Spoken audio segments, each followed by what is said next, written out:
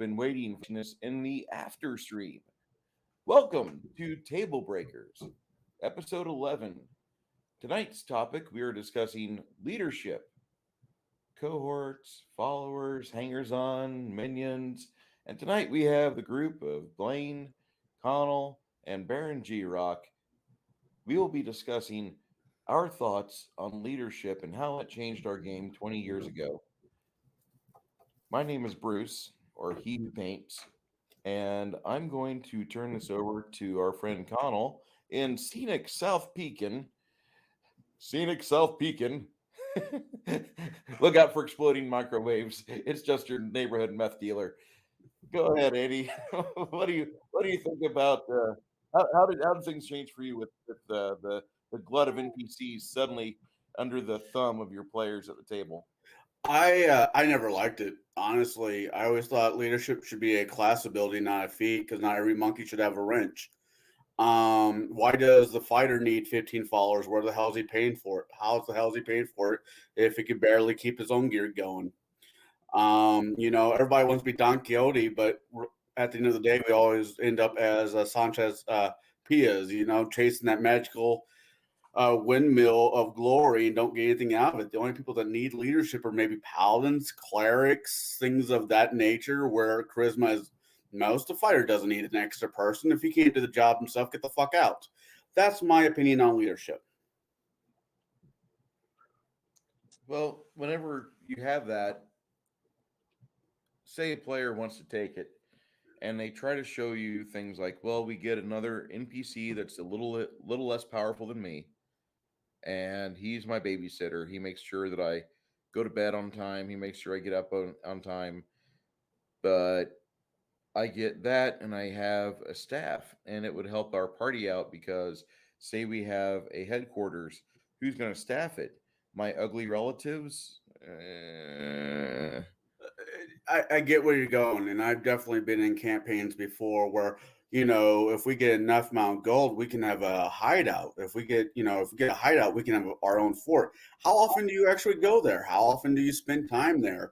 Well, we have to go to port to port to port to port to port, where we turn out to be more like next generation Star Trek than the actual original Star Trek. We're not doing anything new than saving the princess, taking the guy's gold, and fucking over the dragon. I see no point in leadership. If the leadership was to the sense that a paladin gives a 5-minute speech, the same time the wizard does his, however long, prepared to give an extra bonus to the party, yeah, I'll go with that. The leader of man, the leader of the party, yeah, I'll give that to the leadership. But until it's that, it's a waste of time. If you're running a 4-person party and they all decide to take fucking leadership, now it's an 8-person party and the game's not going anywhere. So that's my problem with Wrath of the Righteous. That's my problem with most campaigns where you get a bunch of jawjackers decide they want to be more than what they are on paper and decide to take the leadership.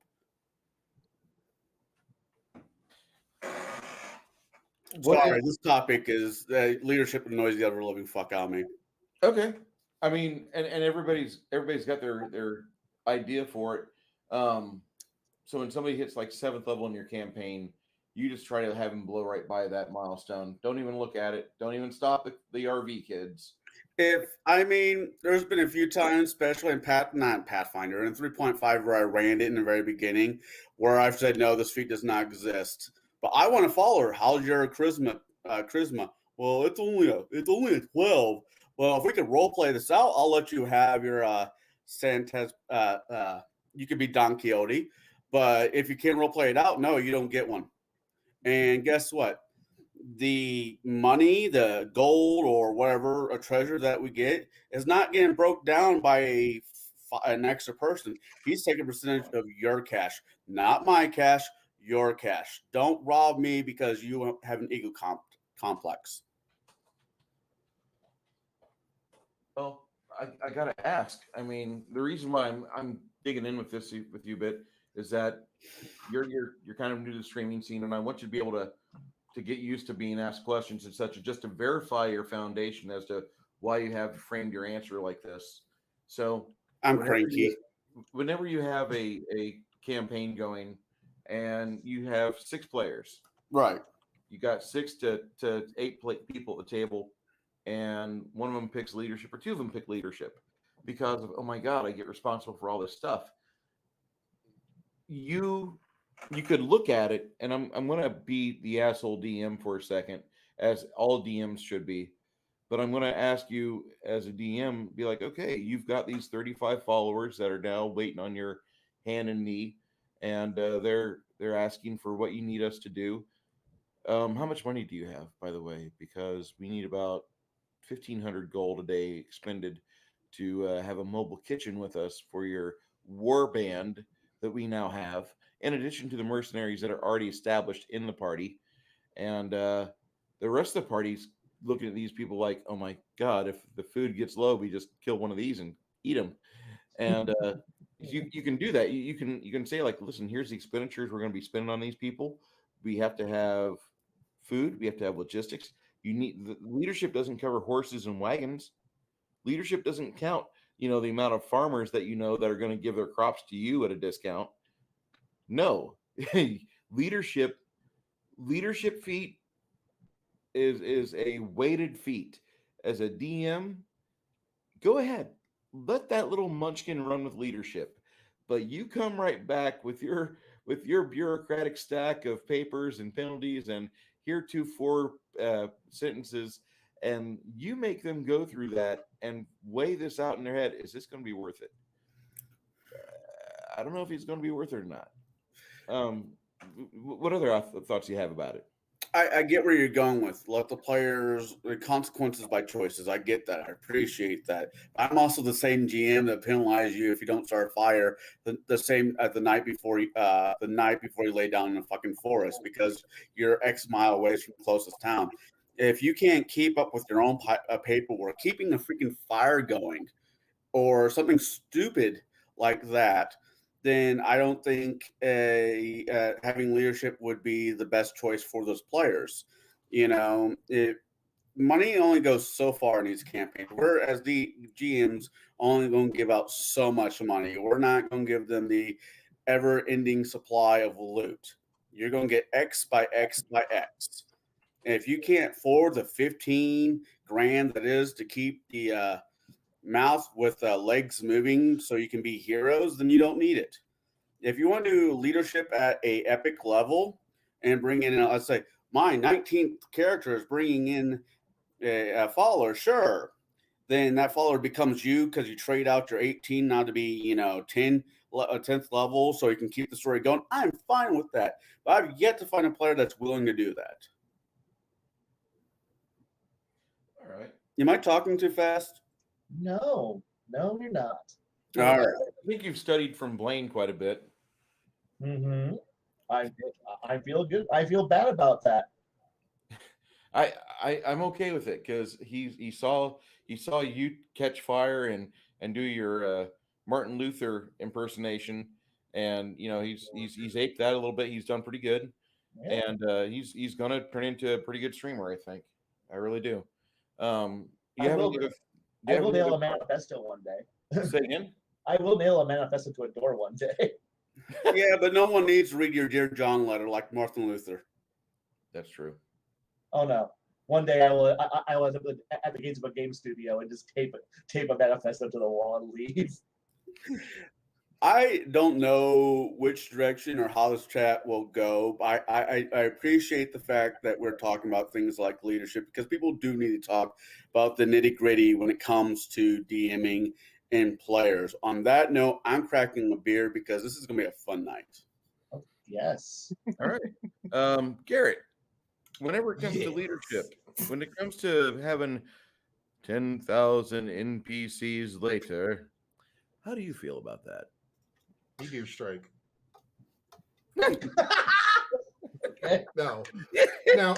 Now, as a on the serious side, I think that relegating that to like a cleric or maybe even like a sorcerer or a cleric paladin, possibly a sorcerer. It depends. We actually had the way it just unfolded. sometimes leadership is a feat. Sometimes it's just how the role play unfolds too. And it can be a GM decision of yes or no, but I mean, it winds up being, it could go either way. Myself, I feel like relegating that to like the cleric or paladin type is fine, because you're always going to need. I hate to say this, if you're playing a game similar to you talked about Wrath of the Righteous, that starts building up pretty heavy, where you actually need, I hate to say it, you need the cannon fodder. It does. Also, if you're looking at something like Pathfinder or Kingmaker, you kind of need them to bring people in to, because you do have a home base. And while you're out doing things in the different hexes, you need followers who are going to, okay, this is what your job is. This is what I expect you to do. That is where it is. Now, you're going to have some that are going to come with you just because of, maybe expertises.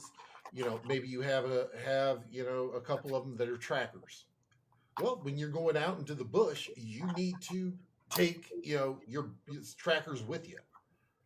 There are, and there are certain modules or certain settings where the leadership is more prevalent. Yeah, is it a pain in the ass for a DM?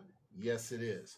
But is the thing you have to also ask yourself when you're looking at that is it also going to be from if you're a DM, from a DM standpoint, is this going to be something that is going to, one, take some of the day-to-day grind operations off of the PCs? Like Kingmaker, yes, it will. They don't have to sit there every day and go, oh, well, we have to make sure that all the farmers go out to the farm, make sure that all the cows get milked.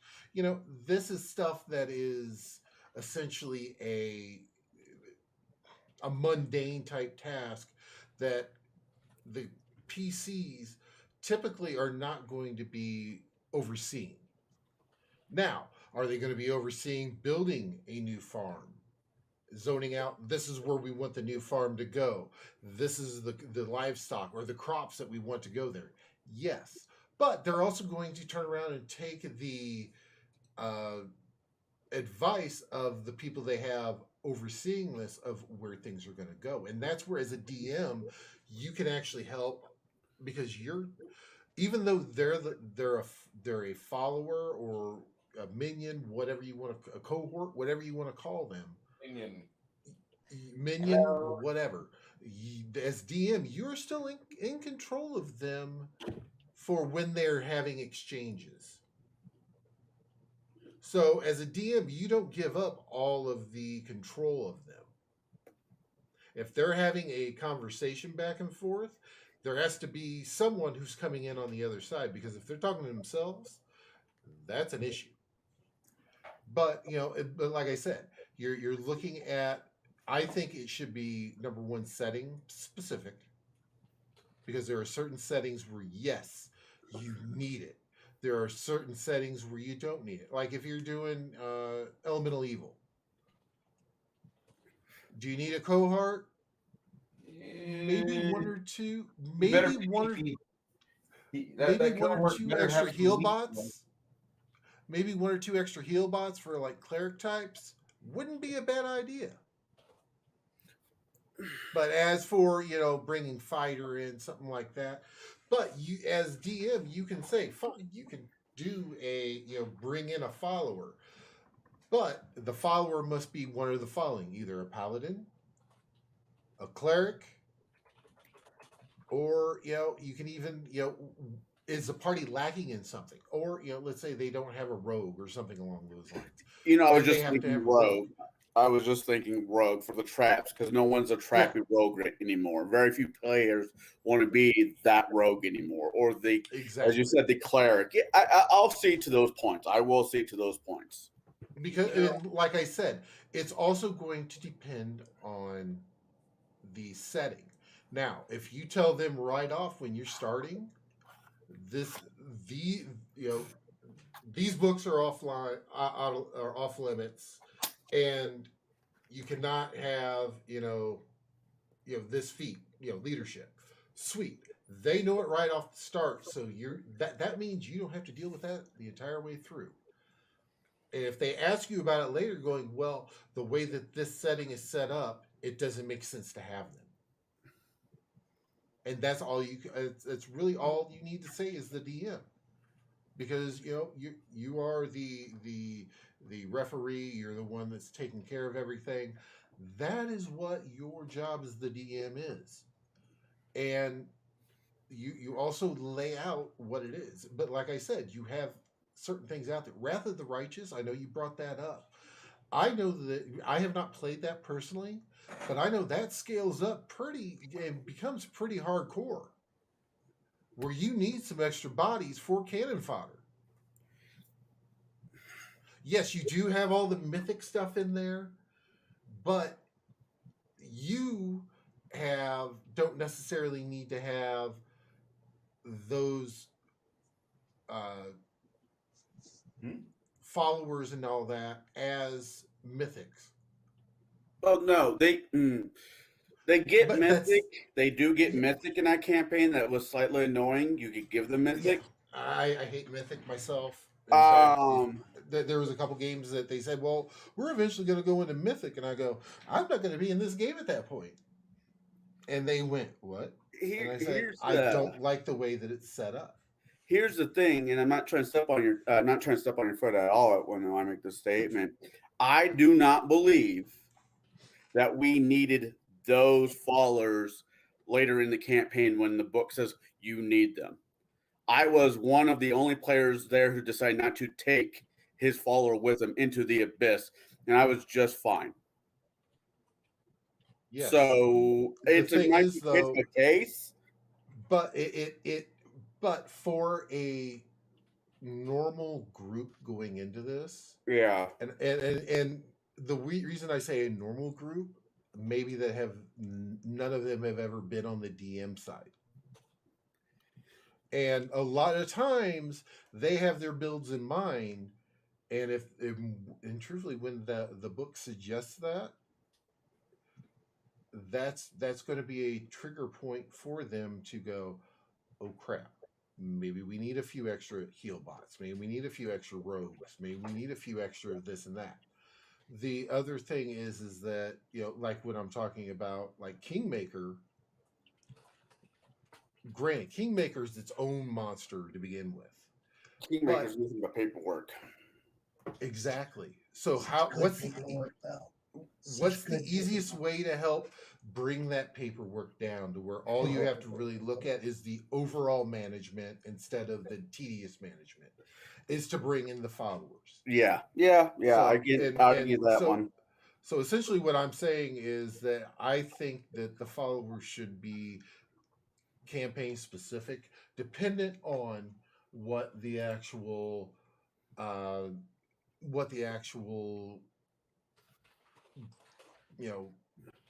guess what the actual milestones or things that they're going to be coming across. If you're doing a Kingmaker type campaign, oh hell yeah, you need those followers in there regardless.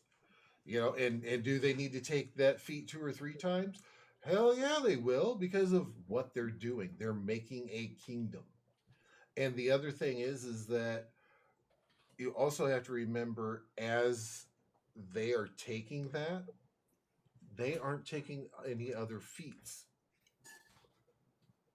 So they're giving up that feat slot for a minion that's not necessarily going to be with them all the time in Kingmaker. So that is actually going to bring that power level down.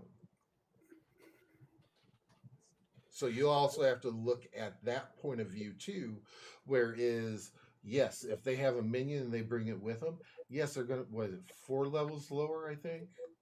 Is what the cohort's 2 levels lower than they are. Okay, 2 levels lower. Yeah, so that means they're going to be a little less tanky. Mm-hmm. Because they're going to have less hit points. Yeah, you can put them in great armor or whatever. They'll have the same hit points as everybody else at that level. but more than likely they're not going to have the punch that everybody else has. Exactly. They're trying to be more socially acceptable to gather their herd, and that is a breakaway feat to where like you stop being such a powerhouse just so you can be like, hey guys, look, I can be social. Look at me. Look at me. Look, this is Sven. Sven likes to hit things. Okay, Yeah. whatever. I missed in, I got that in, and now I have a cohort, and I gave up the ability for an extra rage a day just for this. God damn it! Yeah. Worth it. So I mean, you also have to look at it from that side too, from the DM to player standpoint. They are sacking a feat for a minion they may or may not be bringing with them. Oh no! All depends on what's going on in the campaign. Because if it's That's what I'm saying. That's what I'm saying. It's Kingmaker. campaign specific. That's what I'm saying though. I'm going with the campaign specific type stuff. They're sacking a feat for someone they're probably going to leave behind. Now, like I said, if they have like a tracker or something, or even like the roguey rogue, the trappy rogue, yeah, they'll be going with them. But overall, it's still going. The players themselves are still going to be sacking a feat, which will bring that power level down. well, I don't see that as a bad thing because yes, you're sacking a whole feat, but you are also getting the tactical advantage of another person on the battlefield, possibly that can help you flank or help set up flanks with other players and set up special maneuvers with other players. And therefore, Maneuver? a maneuver. And so Well, you're going to have somebody that is going to be a threat even more so than before. Yeah, they didn't get weapon specialization this level, but they have a guy across the way from them that's two levels lower, but he does an additional 4 dice 6 or 3 dice 6 in sneak attack damage. And you have that. I mean, you're saying that the guy comes out weaker, which is true, but on the whole, the party gains a whole nother squib bag to watch him explode with blood and possibly have critical hits suffered by that NPC, and instead of him going to the wizard, which would really hurt the party's level or DPR. Well, and the other thing is too is you also have to remember if that follower dies, you don't get another one to replace him. You go recruit. It's actually work. Yeah, You have to yeah. work to replace them. Exactly. You have to. It's You have not to an have automatic. It's not an automatic turn around. And go. We need another Timmy. That's not how this works. This is not.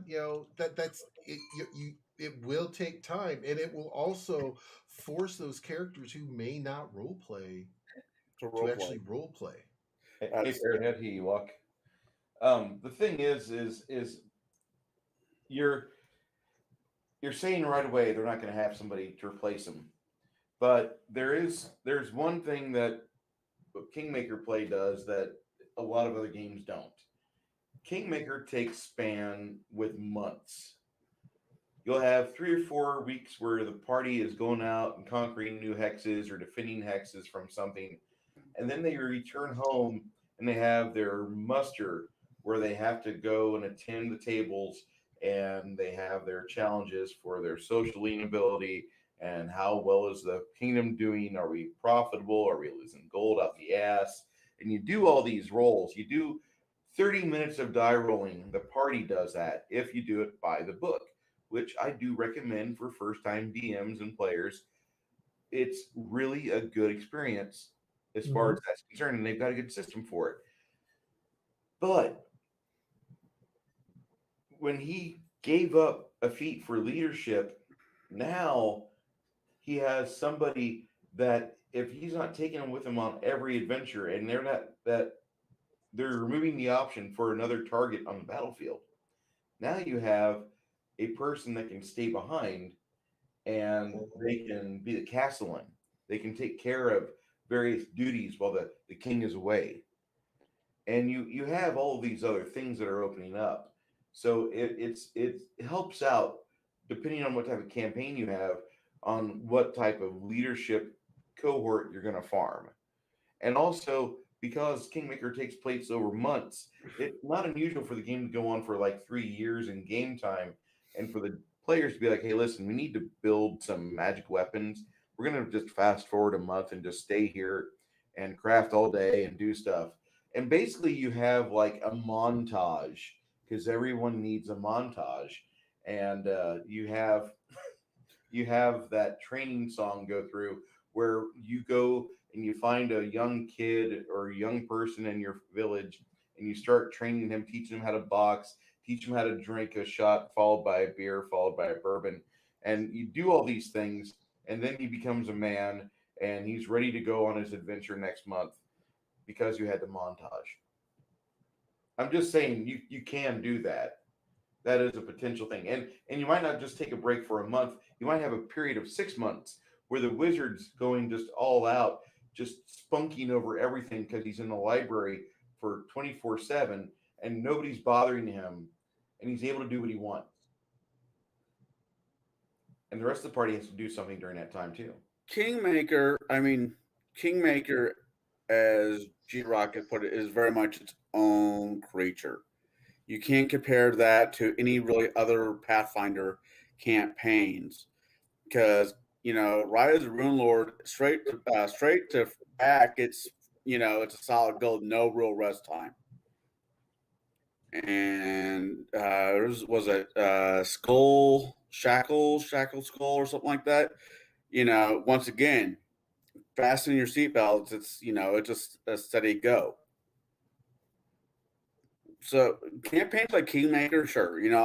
I will say leadership is probably a good idea, but anything outside of those, well, we're building a kingdom or whatnot, I'm so fuzzy on. I'm so hesitant on allowing. Well, and like I said, it's going to be campaign specific. Right. And then you also have to lay that out as the GM. You lay that out in the beginning when you say these books aren't available, and this feat is not, and these feats are not available. Right. No, that's fair. I get along. I can get along with that thought. And then, like I said, and if they ask you why is that not a viable thing, go, well, because it will not work it does not work well with this campaign. It and you can even kind of bend the truth a little bit, say you're going to need that extra feat later on, and just leave, and that's all you got to say. Just leave it at that because you're the DM.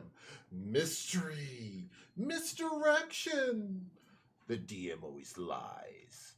If you saw what was it, Legion of Myth on Sunday, you saw them do the myths and stuff from it. That was one of them. The DM always lies.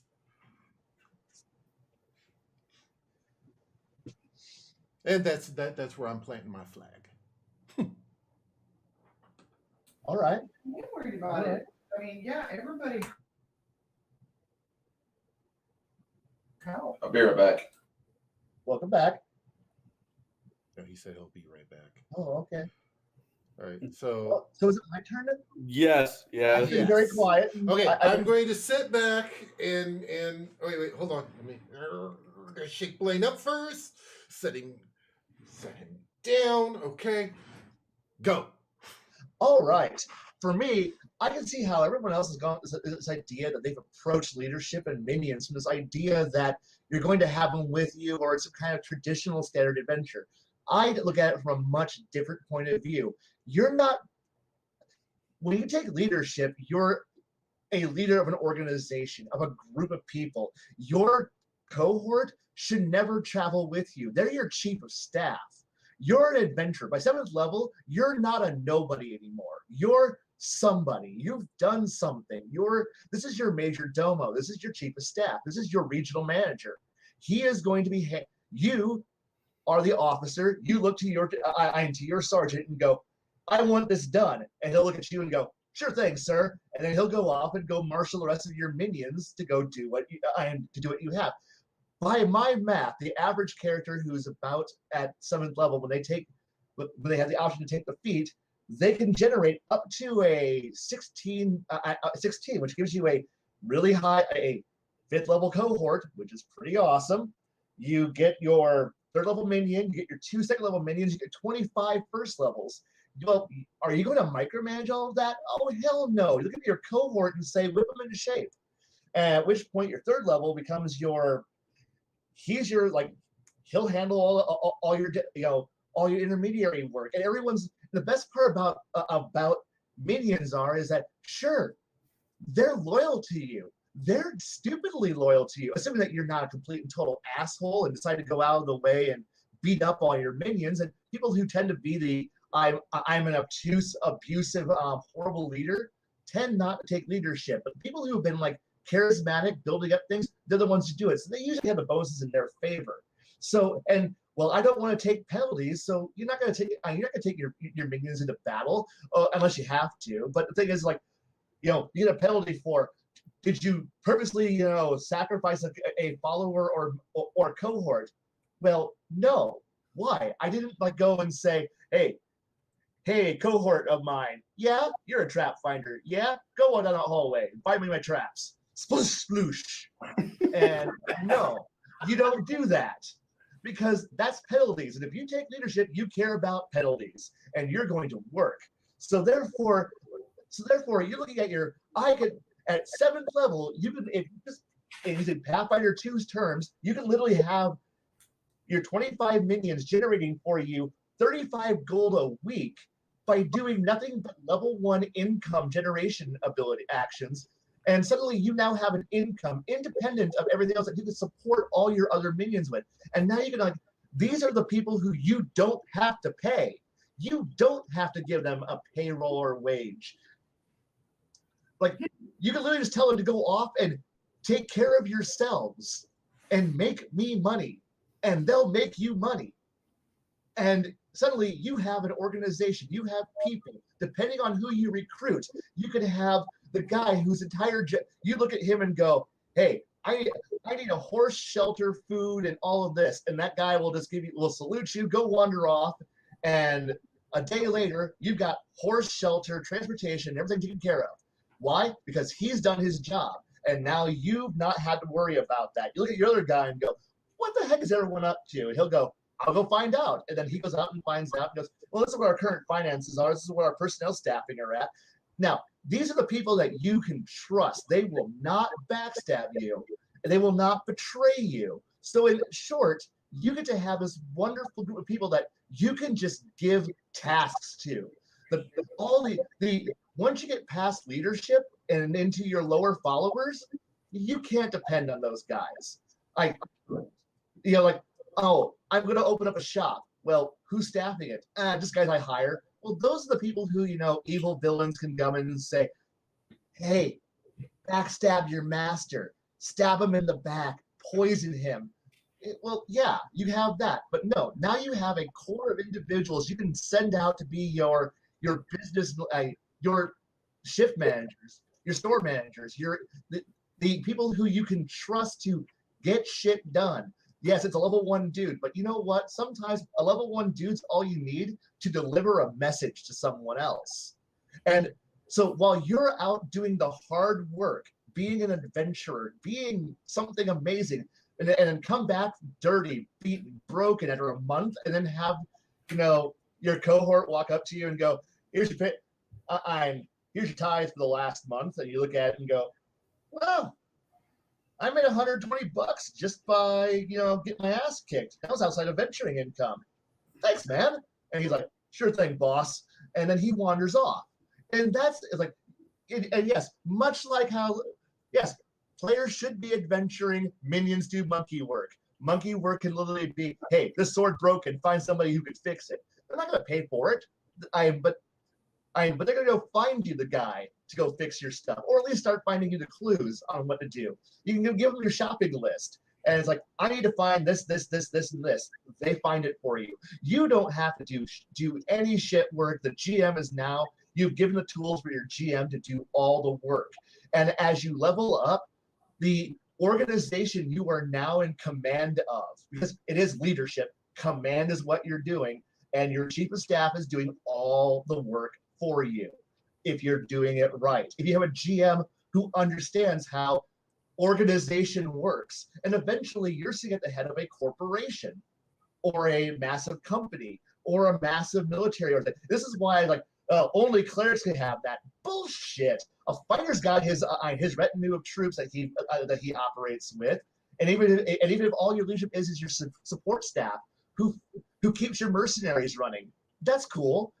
Wizards, they've got all their friends and contacts they've made. There's reasons for everybody, but mind you, everyone dumps stats charisma because I need something I dump my points into, so that way I can continue to be Big McLarge Huge, or Big Brains, the wizard. Wait, what was that name? Big Brains the wizard? No, the guy before that, McLarge Huge. Big McLarge Huge. Okay. Yeah, Big McLarge Huge. Yeah, once again continuing our space mutiny naming system. So, Bob Johnson. slab beefsteak. I thank you very much. But no, it's like yes. Ham Rockfist. Bob Smith? God damn it, no. Bob Ross. Right. But the thing is that I said, this is all these things that you could be doing. And by telling, and every class can do this, everyone can have, their people who just do work for them. And by telling them, say, just because you're just because you're not a paladin, cleric, or a bar, or whatever classes we had decided says that you get to have your bonus, is kind of like saying only these people can have cool stuff. The rest of you who are, no matter how much you would like to run a mercenary organization or a mercantile guild, you can't do that. That's not for you because you're not the optimal class, and that's just fucking dumb. Because, and if you start giving ways for players to get a benefit for being charismatic besides simply Paladin goes, Herb, I have charisma, give me bonuses and by saving throws. And the sorcerer goes, I get bonus spells. And the bard, I make people like me, therefore we all get to have followers. And the cleric gets to go, yay, I also get to have followers because I preach to God. Yay, give me free shit. By going, no, there's a reason to have charisma. Why? Followers, minions, supports people. You get to have players go, you know what? Maybe I don't need to have a 20 in Crush 'em Hard or Shoot Good. Maybe I could have a 20 in Talk Good too. It's like, or maybe I can have at least I can have a 14 in Talk Good. So that way I can have a bonus to having minions who do stuff for me. And suddenly when you have fighters who aren't drooling retards. Hey, now, I resemble that statement. And you know what? Go ahead, resemble it all you want. If you want to play, some slack-jawed yokel who can't form their words right and therefore offend everyone because talking hard and wisdom low because need to pump up not die better stat. Yes, okay, cool. Or you could play a much more rounded character and have something really interesting. And by giving them options to reward players for that, you might get to see less 3 good stats, three stats in the negatives. I'm pumping for maximum DPS here. Give them the benefit, and leadership and minions are definitely how you do that. And because if you just penalize them and say you get nothing, you don't even get the option, all you're going to guarantee is that all of your players are going to forever be the same boring trope-filled mess you've been dealing with for the last 30 years, guys. It's all it really comes down to. And that's my opening statement. Oh, got a question for you on that. Sure. If I can. Go ahead. You run games. How many levels high do you go? How far up the train do you go? 15, 20, 10? Most of my games, due to time scheduling, we tend to top out at about 12 to 15. That's about where we stop, where things, because either COVID happens the school and the semesters end, the school ends up, and that generation of kids graduate off into college and go figure out that there's more things that are cooler in life than hanging out at the high school, and then they go off and then new kids come in and well the counter resets for the next 2 to 3 years, and then it resets and then it rolls forward. We get to about 5 years every 5 levels every 3 years, 5 levels every year, and then you get to 15. Kids graduate, we reset and start over, and so yeah, about 15 or total 15 or so. So if in earlier editions you had to be level 7, be level 7, have Yep. have a charisma higher than what, 13, 14, somewhere around there. Right. So 15, let's see, 15. So you only get, if you're not a fighter who was basically feats on meth. And And the thing is that you couldn't use you can't use fighter feats for leadership because it's not a combat feat. Right. So it has to be a general feat. So everyone has to be able to take it. Well, it doesn't have to, but everyone gets to have it at the same time. Fighter doesn't get to come in there and go, "Hey, I'm a fighter." Right. No, that's fair. I'm just doing the number game in my head really quick. I'm trying to take myself out of that equation, because if I'm only running up to 15th level, leadership is going to be the last feat I'm going to worry about. Because the moment you start building up something, game's over. And the thing is that usually, like by 7th, that's usually like these for like you're about a year in, like either 6 months if I get to run every week, or about a year if it's every other week running. So at about 6 months, somebody gets to be able to. By 6 months, you've already decided that if you're going to take leadership or not. It's like this isn't one of those. It came out of the blue. Somebody goes, "Yeah, you know what? I'm going to take leadership." No, you've been RPing this. You've been building up towards this. This isn't like a out of the blue. This isn't you going, should I take power attack this level or improve 2-weapon fighting style? I'm not quite sure which one is better for me today, which is always power attack, so fuck off 2 weapons. You're assuming that people think that far in advance, you're a common player. Wait, this is a group that brings your spreadsheets to the fucking table. Yeah, okay. See, I've got to sit down at Kai's table. I don't know what to expect at Kai's table. Okay. I know what I've gotten at the tables I sat at. Okay, if you've ever read like... Wait, hold on. I've got the perfect one. This is a very similar to something that if it was like a 3.5 or Pathfinder, that Mike would excel at.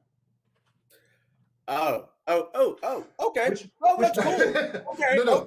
I that's all I had to say. Now it clicked right into place. In private chat, I get that, and I appreciate that. I like those types of games. In private chat, could you just say which Mike we're talking about here? I don't know if you know him.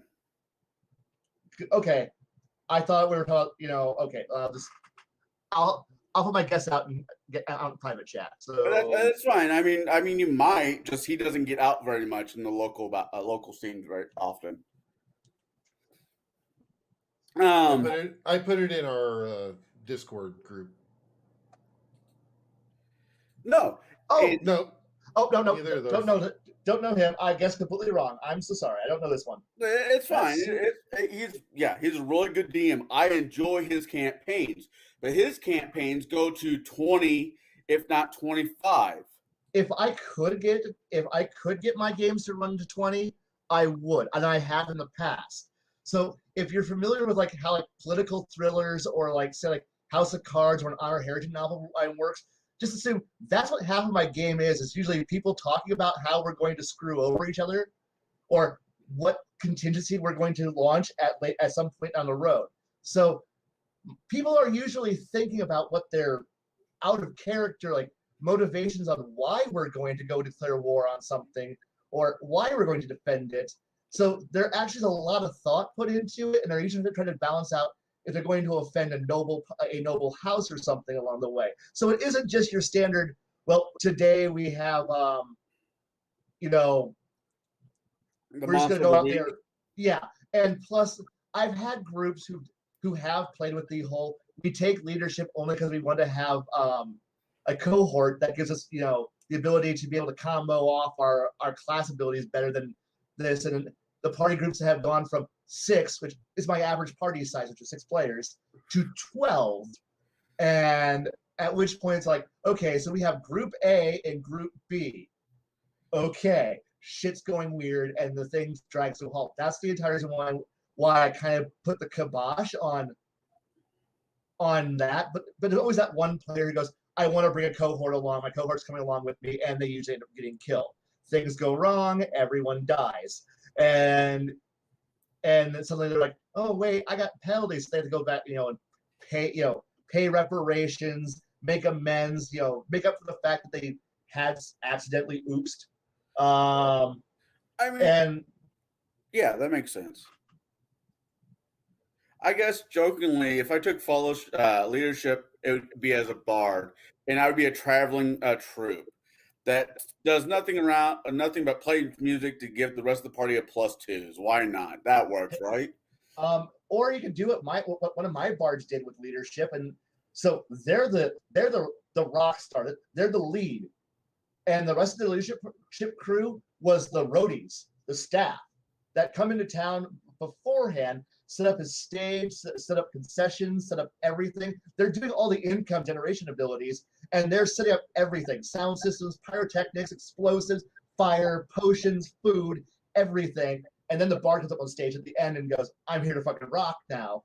And he managed to draft a fighter who had performed because he got in on the joke, and the rest of the party's like, we have no idea what's going on here because the fighter and the bard are up on stage, performing their hearts out, making a crap load of money and swaying an entire city into becoming their new friends.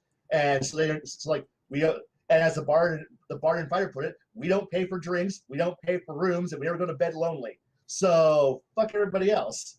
And that's how they used their form of leadership. And their cohorts were literally the stage managers and the rest of the band. So it's like, that was how they use leadership. And I'm like, that's a much cooler form of leadership and how to use your minions than simply another heal bot or a guy whose job is to find traps. No. And sure, when it came time to go out there and have an actual adventure, they just told the roadies to go, stay back, hold off. You guys don't follow us. And they're like, yeah, we'll stay with the wagons and the bus, and we'll guard your shit. And then they go off and have an adventure, and then come back and go, all right, we're ready to leave town, head for the next party. And the party's like, why are we even here? And they're like, bodyguards for the fact that we're more awesome than you. And then they would go off. And that's like, so leadership can be used for such cool things besides just simply pure combat potential. And it makes the story interesting, but you got to be willing to think out of the box and be more fun with leadership. And most players don't think in terms of fun. I'll be brutally honest. They don't think creatively or out of the box because they're too focused on what will give me a mechanical advantage, what will give me an advantage for the next fight I'm going to go into. And I'm like going, there's a whole lot more to the world, right? You guys do other things besides sit there and sit in your tent and sharpen your sword while you're waiting for the next adventure. I'm preparing for my next fight. I know where all my gear is, and it's all in perfect working condition and order. And the moment I even hear a twig snap in the next county, I already have a weapon drawn and I'm ready to fight. Do you do anything else? No. Fuck you. Fuck you with a rake. That's fair. And I mean, the few times I've had to take leadership because the game, the scenario needs it, I always follow the same thing. And if you get it outside the three of us, that's freaking awesome. That just shows you, grew up in the 80s. I named mine Higgins. Okay. Yeah. Because, hey, I'm doing stuff. What do you need me to do, boss? I need you to get camp going. Yeah. And those are the great, and that's what you can end up using them for, is just simply to enjoy the simple fact that you have someone else to do the bitch work. Because at a certain point, level 1 tasks are below you. Let's be really honest, they're below you. Because when you ask a player, hey, can you make a DC 10 start fire check? And the 8th level character, I'll try to roll a 1. We're good. And even like a basic bitch low level character is like, yeah, I can make a 10. I can make a 10 in my sleep. Oh no, I didn't roll a 4 or better. Okay, I'm cool. Fire started. Hey, we need some food and water. Let me go out there and go forage. And the older editions, when there's no combat, the player can say, "Well, I'm just going to take a 20, or I'm going to take a 10," and just it's automatically done. I need to search a room. Third edition, dude. Third edition? I said older editions. Yeah, but I mean, the thing is, in older editions, you didn't have leadership, you didn't have minions, but you had minions. Name level. What was that? Name level. You got to 9th or 10th level, and you get men-at-arms or retainers or everyone gets them, and you already had to deal with this problem even back in 2nd. So you have this shit to worry about. But not a lot of DMs really focused on that part. And the thing is, 2nd edition is where where we cut the people who I learned this from. We all cut our teeth on. Well, what do you do with minions? What do you do with these people? Well, I need to be able to staff a blacksmith shop. I need somebody who can go and be my fence. Well, what do you mean you need a fence? Well, look at all this loot that we have. You drop the mountain of treasure that you've gotten on the ground and go, okay, how do we sell that? Well, we can spend the next 3 weeks selling it, or, hey, fence. Yeah, boss, sell our shit for us. You got it, boss. And then they pick up the wheelbarrow full of loot and go rolling off while you go off and go do something real. And then about a week or so later, here comes your here comes your minion back and going, here's your cash, boss. Cash. Speaking of cash in gaming, I personally love to be the guy who's in charge of the books, because if the numbers don't add up equally, for each person, I'll just take 10 off the top, make sure everything's equal across board. But then again, I'm an asshole. Then you would. See, and on that, typically what I've always done with any of the gaming groups I've had is that let's say there's 5 people in the group, we'll split it 6 ways, because then that 6th portion goes into the party fund for anything, incidentals, basically. Yep. If you're with a group that's willing to do the party coffin, not every group is. I've seen it going both ways. See, we have a term for for our S8, for our finance guy. We just give him, he's the green visor, and he actually has one of those little old accounting visors, and he'll put it on, and then he'll pull out the party logbook and go, all right, this is how much, and he'll do all the math, and then it's like, are you, like, and then he'll do all the math, like, I'll give the loot out, he'll do all the math, and then he'll divide, and there's always that one player who doesn't trust the accountant and goes, I don't trust it. And then he'll do all the math and go, hey, we only got approximately like 94% of the money. Where's the other 6% go? And then he'll pull out the books and show exactly how. No, to make it a round number, I had to lower the actual value to this, and all that extra money got rolled over into the party fund, and that's going into the party onto the party share. So it's not gone; it's just not in your pocket. Like, well, do we get a say over what it's spent for? Yes. And if at any point you want the party ledger, and he'll pull the ledger out and throw it on the table and go, ledger. And at that point, when you got good accountants, and I've seen, and the thing is, he takes it to full proper accountancy because his family is accountants, so he takes it very but I've seen other players do the exact same thing. Hell, I've been the party accountant to the point where I'm just like, and they're like, are you embezzling money? I'm like, you can probably guess I probably am, but don't worry. In the event that we need it, that money is available. It's just right now it's making more money for us elsewhere. Now, this account you're talking about, by chance, when he rolls bad, does he say, ain't got no luck, ain't got no chance? Nope. He is very much Okay. he is very much more professional than Talking that. about Kopak, aren't you? Yeah, I'm talking about Kopak, who was Nope. a professional accountant in real life. No, Oh, gonna die.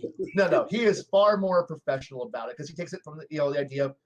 But we're also the same people who we would go, hey, what are the stock? When we start actually asking like for trade futures and figuring out what the actual commodity market looks like, so that way we can buy, sell. Like, hey, we're traveling to this town. What's that?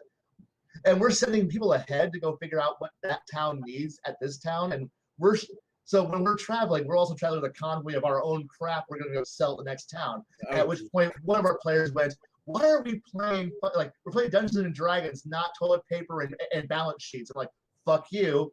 This is why you're poor and I'm wearing +5 armor. Fuck you." Okay. And he's like, well, that's not fair for me. I'm like, you're spending your money on whores and alcohol. That's why you're dressed in rags and wielding bullshit weapons and whatever you can find on the ground. Meanwhile, we're wearing well-tailored, amazing outfits. We're stealing in the highest class places, and we have money. We're rolling in money, and you're covered in shit and alcohol. What the fuck do you got? Nothing. You go to the whorehouse, we go to the bordello. Yeah, we have high quality shit, and meanwhile, the fighter and barbarian are sitting there picking ticks out of their assholes because, well, that's the people that they're sleeping with, and that's the quality of their tavern. It's like I can sleep on hay. Meanwhile, we're going, no, I want the silk bed with the hot tub that's running water. Thank you very much. And the four naked chicks that are there with the little spouts blowing to make the bubbles. That gives a whole new meaning to a blowjob. You know what? The thing is, that comes from knowing how to use money. Knowing that if you have a support staff that just throws money at you every week, and you just go, you know what? Yeah, I've got cash. I'm just going to throw it. And meanwhile, the people who are like, I'm just going to spend it on whatever the hell I want and not give a shit. Well, you know what? They're going to run out of cash quick. They're going to come right back to you and go, can I borrow some extra money? Because I need to go buy me an upgrade to my armor. Well, you are the fighter. I guess we can invest in you. Fuck you. And it's like, it's fun. It's fun being rich because it's fantasy. We're all poor motherfuckers. So our power fantasy is having money. Thank you very much. It's not having to budget. Yes. I don't want to have to budget. Okay. Yeah. And whenever somebody says, I want to take leadership feat, the little Jew inside me, he's like, oh boy, it's time to go. Okay, I want to take leadership. Wait. I want to take leadership. This is just me fucking about at this juncture right now. Go ahead. But I want to take leadership. Oh, yeah? What do you want as your cohorts? Whores. What? Whores. I'm opening up a brothel. Hey, you know what? I gotta from that point we can start figuring out their actual income, and I can just generation, so that way you can start reinvesting into your horse to have better clothes, better establishment, better work environment, so they generate more money. Doctor. What was that? On-site doctor. Mm-hmm. You know what? That your cohort could literally be your pimp / priest, whose only job is there to cast remove disease every day on curse. Remove curse and disease on all your women, and therefore, bam, there you go. Congratulations, you have your booze and whores tavern that's just better quality than everyone else in town, and you can just move your freaking harem from one town to the next and keep making yourself some mad cash. Just rolling that shit. And the other thing that priest can do is you can get him, just keep him supplied with a wand of prestidigitation. Yeah. Just when they get done, wink. Okay, they're all clean. They're ready to rock and roll. Only if Monica Lewinsky had one of those. All the trouble she would have stayed out of. And the best part about all of this is that if you choose the right cleric of the right god, they won't even care about the fact that they're the head pimp of your entire organization. Just let them go. So, with all this being said, Bruce, can I take leadership? As he pulls out the bullet. It's not a thought yet. You haven't started taking leadership. Start building up for it. Start building now. start getting up to that point where you I swear to God, next time I sit down at a table that's running Kingmaker, it's going to be the Kingdom of Horrors, and we're going to be the richest kingdom in the world. Hey, or at least the most popular. It's the oldest profession in the world for a reason. Hey, if you can convince your wizard to start getting into like shape change and polymorph spells, you can start just mass producing Canopen cat girls off and sell them off to just have some fun. Wasn't it the episode of Firefly called War? Yes. Yes. No, the good-hearted whore or something like that. Yeah. Yeah. Inara's best friend was calling her for help, and she quit the horror seminary, and so she had to take a back alley horror job on a third world planet, and they were under the thumb of some rich tyrant, and it looked like they got a set dressing from like an early 1970s Lucasfilm movie. I don't want to say, but yeah, the house had like the because there's no bras in space. God damn it, Lucas! Shut the fuck up. Get back in your cave. Now we need the Priors of Lucas. That's going to be the next call. No. They already exist. They're called Jedi. I want to be a gray Jedi. Well, fuck you. No. Actually, I agree with that, but that's beside the point. What? No Jedi? No, or gray Jedi. The gray Jedi. Balance. Yeah. Anyways, leadership, cohorts, and monkeys. Horror, I think that's the topic. Cohorts, leadership, and monkeys. I mean, followers. Yeah. I know I have a much different take than what most other GMs do about it, because just I'm slightly jealous of anybody who gets to sit down at your table now. The quality of DMs I've had as of right now, I can count 4 really good DMs and maybe like 10 really shitty ones I just put up with so I could roll some dice. Right. And the thing is, I've also had another player who used their leadership. They started a factory. So their cohort was literally the foreman, the chief engineer who just oversaw everything. And so he had his shift managers, and the entire point of the entire thing was to provide a series of assistant leadership bonuses to the crafting people on the assembly line on the ground. So was his name Henry Ford? No. Okay, just asking. But the thing was the paid schmucks, the people he actually had to give a paycheck to, were the actual linemen who could work. But the assistants, but all of the assistant bonuses that were coming from higher up, he would actually assemble. Like, his idea was I'm going to build a golem, but I'm going to build a golem in multiple components, so that way it assembles into a bigger, more awesome golem. But he did this all through like sciencey shit. So he like built this entire factory. His entire job was to assemble his giant punchy golem that was designed to punch dragons, and that's what he wanted. And he built an entire organization that built giant punchy robots to punch dragons, because they're the only threat in the universe. Kill them, because he wanted something to be able to fight a Terrorasp. Fuck it, go ahead. I'm just seeing how that commercial or layout would be. Welcome to Hammer, where we hammer to the dragon. Or it needs a little bit of work. Give me a little bit of time. I'll come up with something. Yeah, but the thing was, that was his approach to it. Like, so you could actually and yes, there was a player who used his leadership to just support.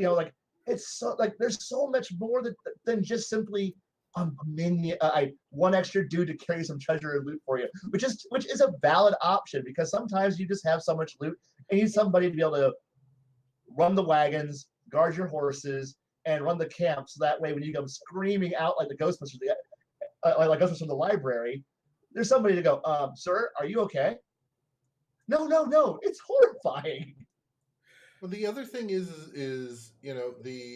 I think what it also boils down to, and this is where it kind of comes back to like the setting. It depends on the setting. Yeah. Yes. The setting that Blaine runs is completely different than a setting that, if you're in like a game store, they're willing to play. Oh, yes. Blaine, because I've had discussions with Blaine, was it 4 or 5 years ago, about his games and his world. And the thing is that his is a lot more role play than it is role play. But when it comes time So for the killing, the map comes out. Oh, it's time for killing. oh yeah, that Yes. and that doesn't change. But you may go a few sessions before you fight. Yeah, and I may write approximately 10,000 words worth of garbage before the next fight happens. So And that's the thing, is that it all That's- depends, and that's where I'm coming back to what I said. Not Yeah. and I'll even amend based on yeah, that. Monopoly. Is that it is the I will go back to where it is just the setting, because Yep. like I said, if you're doing like a game store type thing with people who want to hack/kill, the follower things are not going to work. No, But if you're doing more of a social intrigue, world building type of game, which that's what I would classify Blaine's is typically, is a world building, more of a social intrigue type game. That is where the the leadership really comes in. Whereas, because that is truthfully, that is more nested on where it needs to be. yeah, you are right there. Because honestly, like I said, the shit that gets away with in my games would not fly, say, in Bruce's game. There's just not enough time, or I have no idea. Like, from what little I've been able to watch, it wouldn't fly because there just wouldn't be time for it. And that's not a slight against him. It's just the pacing of the game is just different. So Yeah, I couldn't do that. I mean, my rant earlier about my leadership really does not apply to your type of DMing or building DMing. When you're doing a 5-hour session, I don't have time for the players to take leadership, and neither do they. And the thing is that while you were giving your speech, I was nodding along with it because I've had that exact situation, and I'm sitting here going, no, that's actually like both you and Garrett had some really good points. That's why I was like, I'm just going to shut the fuck up at this point, because this like 20 minutes, I was like, no, you're hitting all the points there, and I'm on why for a normal adventuring party, my leadership doesn't work. But I wanted to go, no, but there is ways it can work. And yes, you are right. Whores and booze does make the world go around. Yes, So indeed. yes, That you is are true. right. For those who are watching last night's stream, but when it comes to horrors, I made a comment. What? No, I'm listening. Like, yeah. That the benefit, if you're doing a kingmaker or a world building activity, whores do bring in money to your kingdom, your town, your village. The whores won the West. It wasn't the newest rifle or the fastest horse or president's decree. It was whores. And if you're running it into campaign and you got a guy like me, because I am that kind of an asshole, I'm taking leadership and I'm running a whorehouse. Go ahead. It would benefit the game. You just have to have the right players at the table. Would I do this with a bunch of new people who are, I'm not comfortable with the idea of prostitution in my fantasy? No, I would not do that with you. If I do it with a bunch of kids that grew up in the 80s and 90s, or just as big as I am, hell yeah, every day of the week. So leadership can be used. I will retract my statement. Leadership could be a good thing if you're in a campaign that lasts more than 10 fucking levels. Fuck my life if you're at 7th level and the game ends at fucking 10th and you want to say, I want to take leadership. No, you don't. You have better things to do. The thing is that you're all setting up at that point. Like, if you know a game's going to end at 10th, all you're doing is setting up on that the players who, like, if the game ends at 10th or 11th level, all you're doing is setting up on your happy ending. So when the rest of when the last boss is beaten, when the campaign, when the story is over and everyone goes to separate ways, you know what you're doing. You know what your life is going to be like. Meanwhile, you know that there's going to be that one guy who's just like sitting there with a rattle can going, well, I need, like, could you spare some cash for an old adventurer? I need some more money. And meanwhile, you're going, well, yeah, you know what? But my happy ending for my story is I'm rich, bitch. Get the fuck out.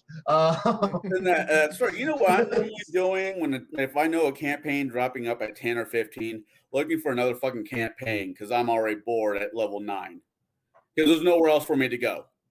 Well, it all depends too. Is if the DM story of the tells whole- you that's where it's going to wrap up. Right. It could also wind up being that type of thing where life happens. We've all been in that game where life happens. I will never bitch about that. I was married. I have a kid. Hey, I can't make it to your game. I got my daughter this weekend. Hey, I can't make it to the game. My daughter's sick. Or my wife has already given birth to my child. I can't. Well, she's going to be in labor for the next 16 hours. I might. No, I can't make it. It's your game. Yeah. But I've also I don't intend to end my games at 10th to 15th level. That's usually where time runs out and the game ends. So it's like at no point do I walk into a game and go, okay, everybody who's making level 1 characters, this game ends at level 15. No.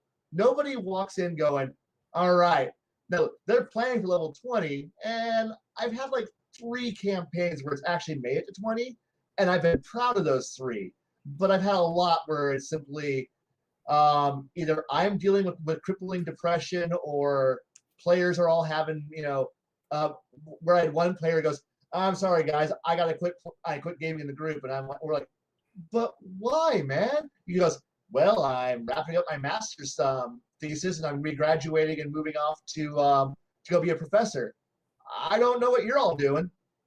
And we're like, well, you are kind of one of our key members of the group. And then one guy goes, well, I guess if this campaign's ending, I'm going to go out and go do. And suddenly the whole game falls apart because one player decided that he needed to go work on his doctorate somewhere else. Oh, fuck us.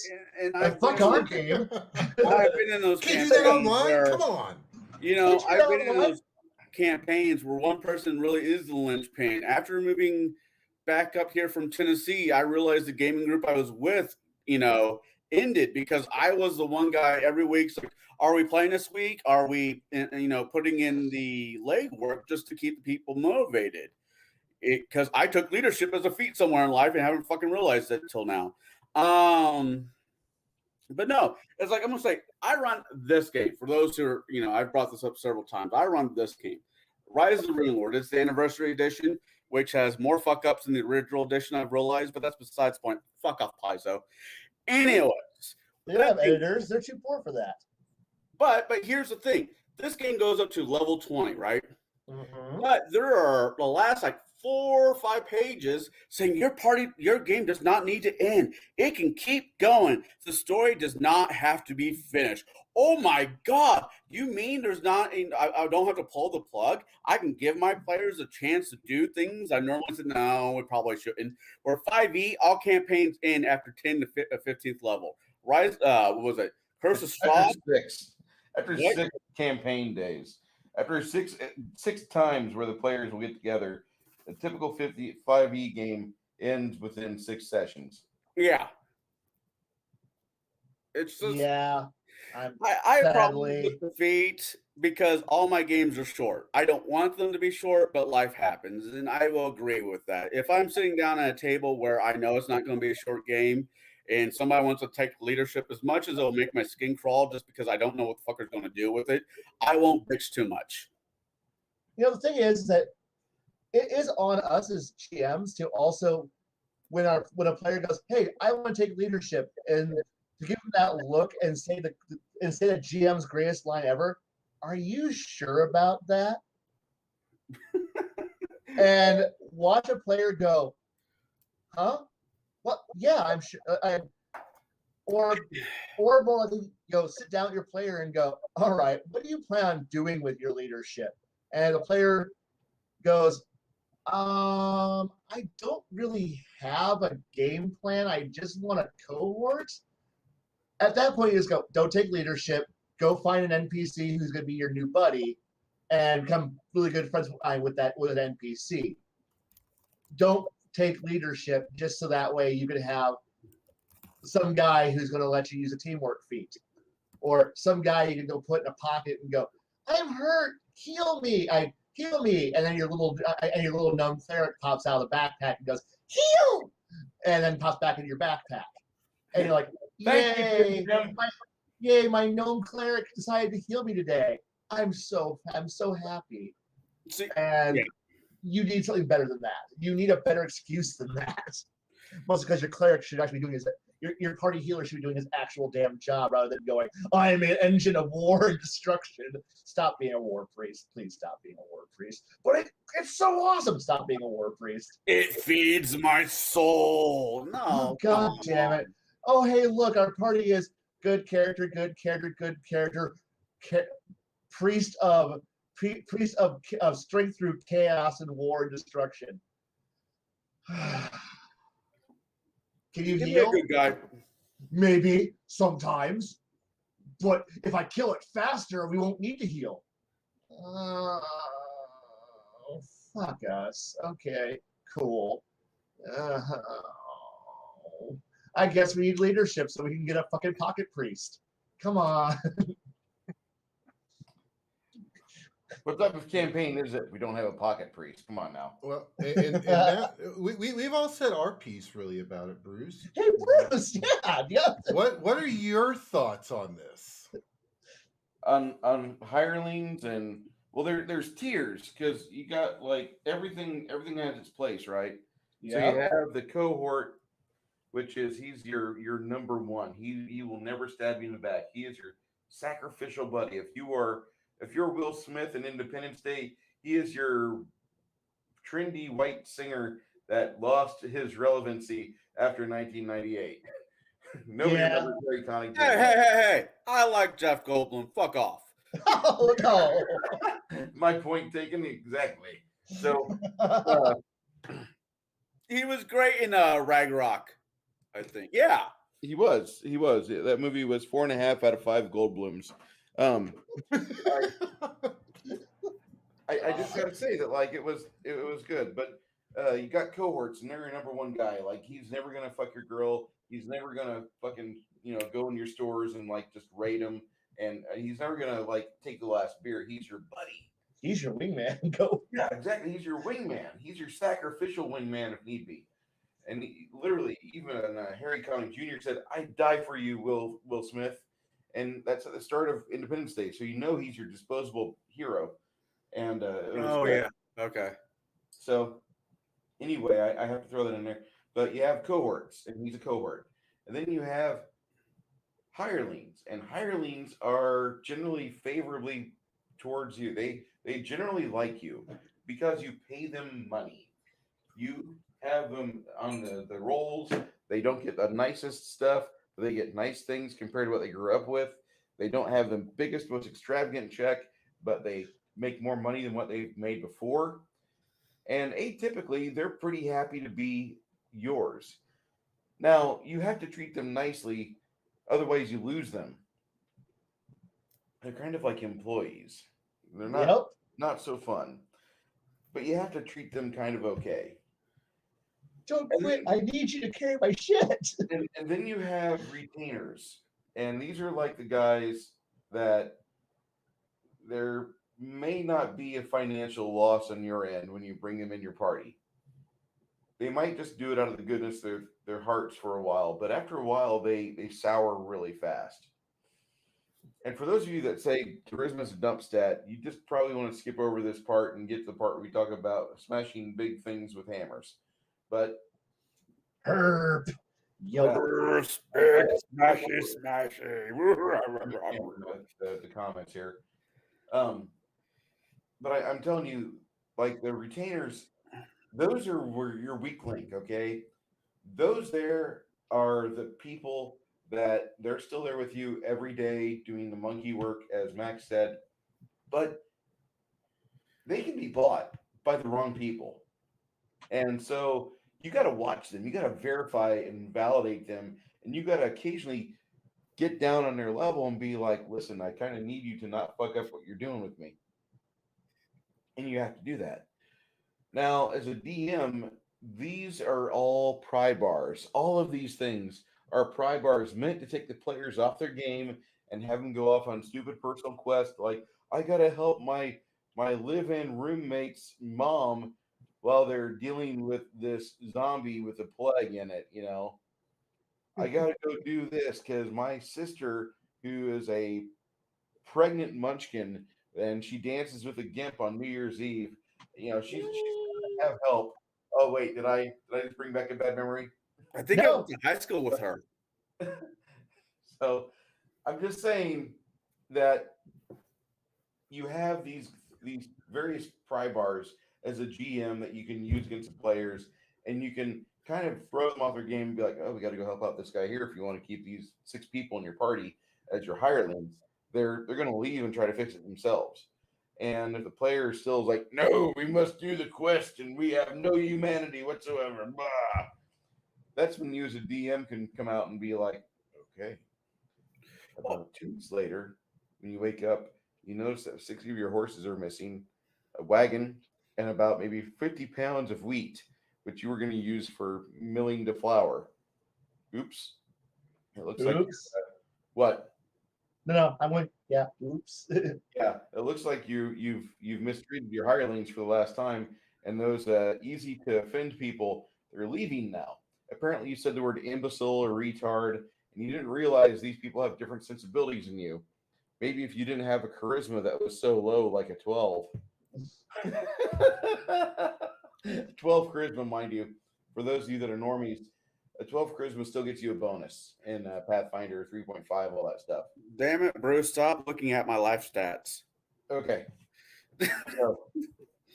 So I'm just saying, like, if it's a dump stat, don't classify charisma as your dump stat because you need that to get along with people and to ensure that you're not going to be stabbed in the back by your hirelings while they're doing laundry and you think they're helping you out. Really, they're just getting an idea and they're using the T-shirt as a practice dummy as to how to stick it in your between your ribs and go for that lung, that precious lung, and make you just exhale quickly and expire quietly.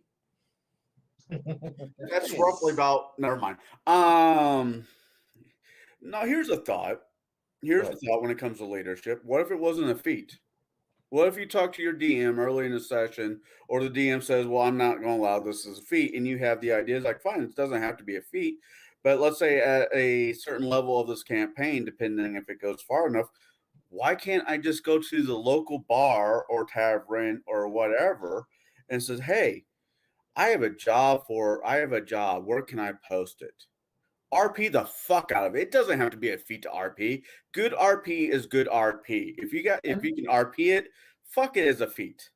And the thing here is that that's not a bad idea. The thing is that look, if you can role play the fuck out of that and you can organize the leadership, like if you can organize it all in a way that makes people believe that you've earned this separately without having to blow a feat for it, I might be. But the thing is, that bar is pretty high on can you earn this through gameplay. But it at should that be point, anyways. I know. I've actually done this in a game. I have too. Doing my World of Warcraft it's not game. no idea. I'm sorry. And I had the game store owner in my game. His name was John, and he was playing a Tauren. Tauren was hung like bull, and he was a shaman. Yeah, that's like John. And he, he actually wound up taking, because I ran kind of like the Fellows Brotherhood branch of the game, of that quest line from the game. I took it and turned it actually into a quest line for them. And as he's going through, he's converting the members of the Fellows Brotherhood over to a follower of Tauren Skull, which was a play on words because he was playing in I think it was Bruce's game, where he was playing a paladin with an int of 8. It was kind of it was a comic relief character that he decided to do to mess with another person that was at the table who was playing a cleric of the same god, which was Turnskull. And basically, we did a play on words, being that he was playing a Tauren, and he was uh, a shaman of a Tauren skull, like as in the race. And it was one of those things that he actually He had ran with it. he ran with it, and he had the rolls to back it up. I mean, what did I throw that first night? I threw what, like 10 or 15 different things at him, and Yeah. he said the right things, and his rolls backed up what he was saying. I mean, at that point, I'm just like, all right, cool. Anytime the penis gets seen coming out of the bottom of the loincloth there, he could, he has a chance to turn them into followers, Yeah, because that it's would be starting a to get around. was a +2 charisma bonus to him and a -1 con save for the person. No, actually, I think he got a +4 for Oh. convert checks. So, no, that's great. The one system I think is I'm not going back on what I'm saying. I will not flip flop on what I say. I do really believe what I started off with. But we talk about D&D, Pathfinder, and other systems. The one campaign setting that we really don't talk about, I've noticed, back a is bit. Aberon. Okay. And Aberon was a very political, in my opinion, every time I've sat down to play an Aberon game, it was always a political game. There's always something you had to do, but it was more than smash and grab or go slay a dragon. I think that would be the better system for leadership than Dungeons and Dragons. I mean, most players our age grew up on Saturday morning cartoons where it was the monster of the week. Thunder the Barbarian. Perfect Well, example. and that kind of goes back to what, like, I was saying, and what Blaine was saying too, is that overall it depends on the campaign, Yeah, and no, I it also agree. and it also depends on, are you going to have a fight heavy, or are you going to have a more political intrigue slash that type of game?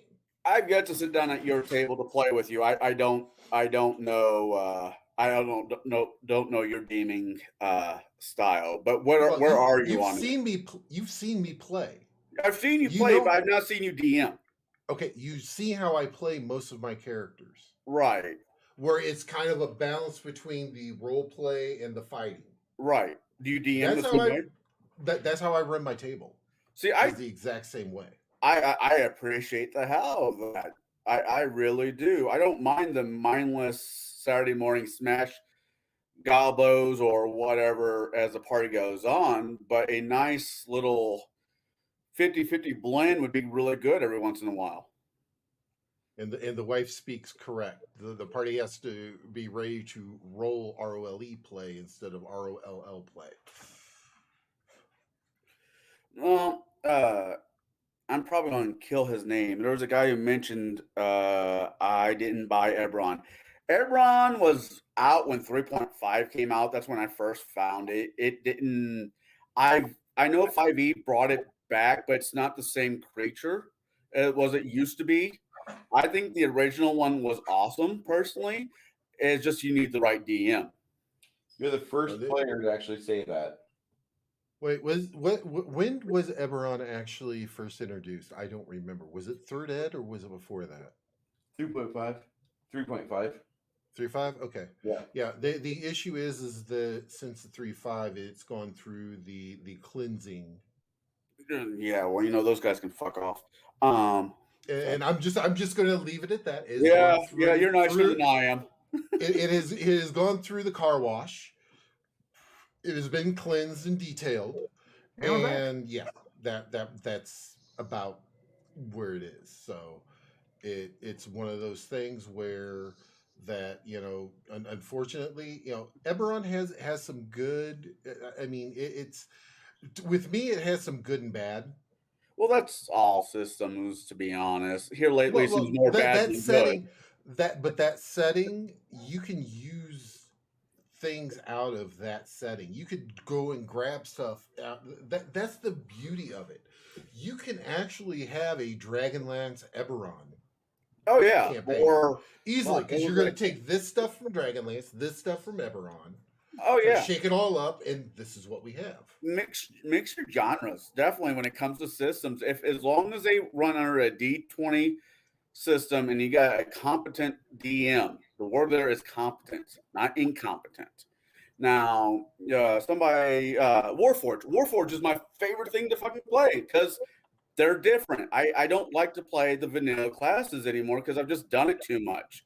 I played a Warforge who was a druid that was made out of wood and took shapeshifting. He was a transformer from the TV show Beast Wars, and I giggled the entire time because I was the only person at that table that was actually old enough to remember that interesting show.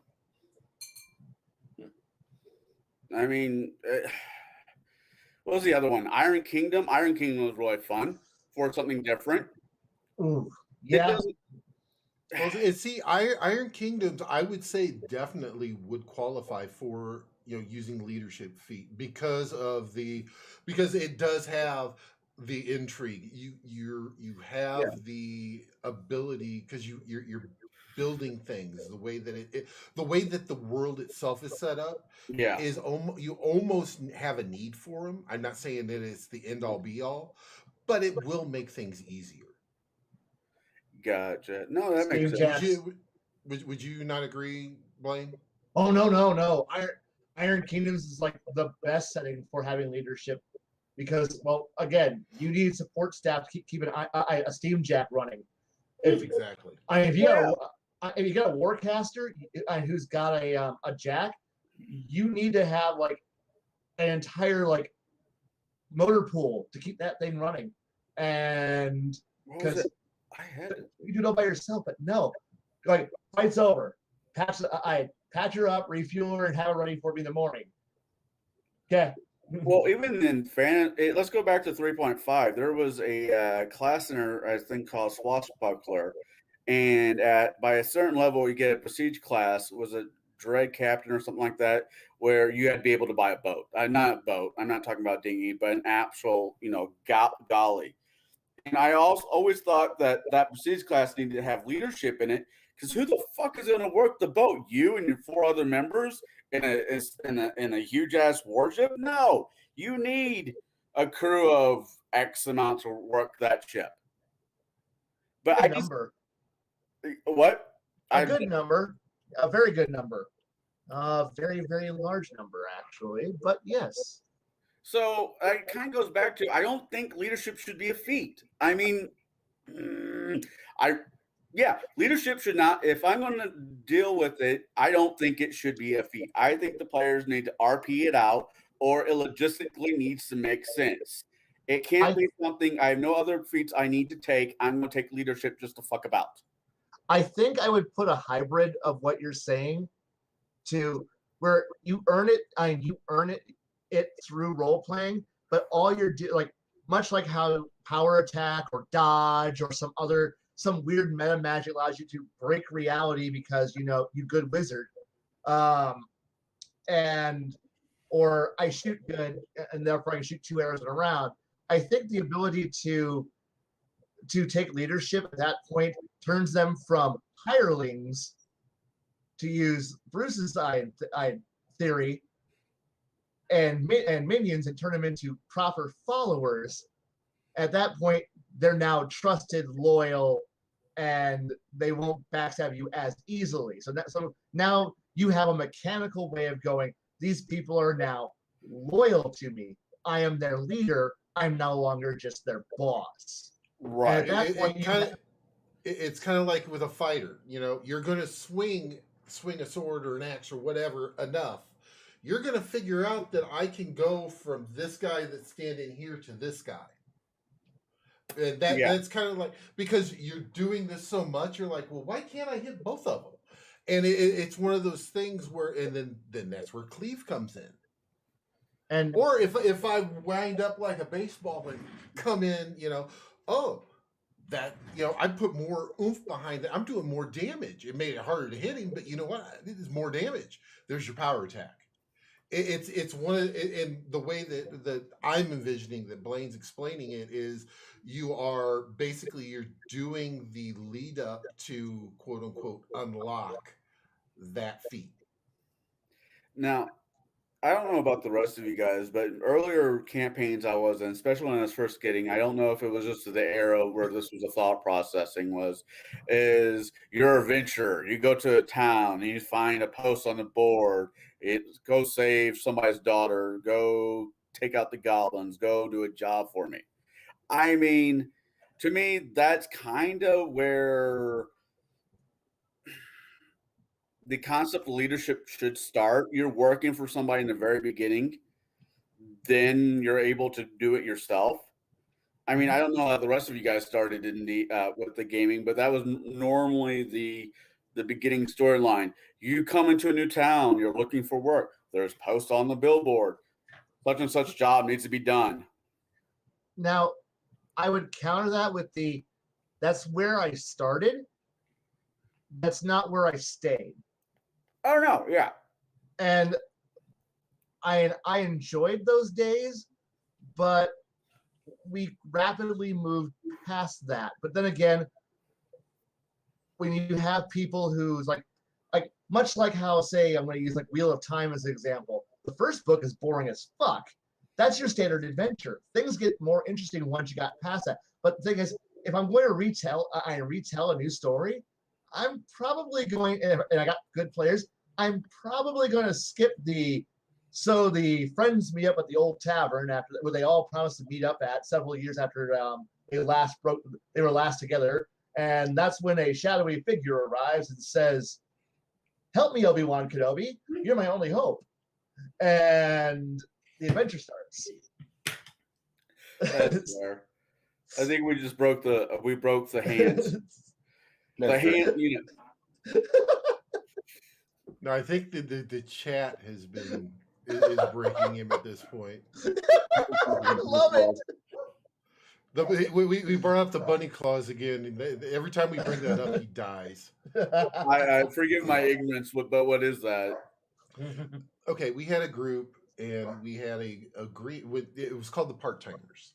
Because Right. we had people who were rotating in and out because so-and-so couldn't make it this week. Next Oh, week, yeah. someone else couldn't make Yeah. it. So, and we had like 4 or 5 people, that were rotating in and out.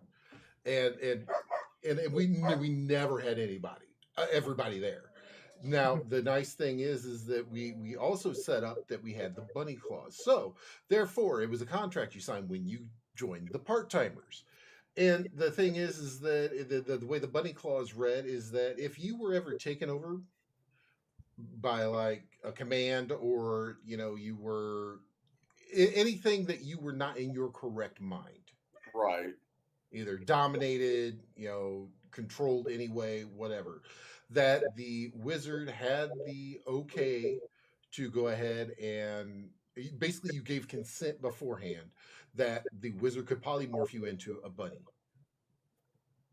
So it became known as the bunny clause. That's okay. Good to know. That makes sense.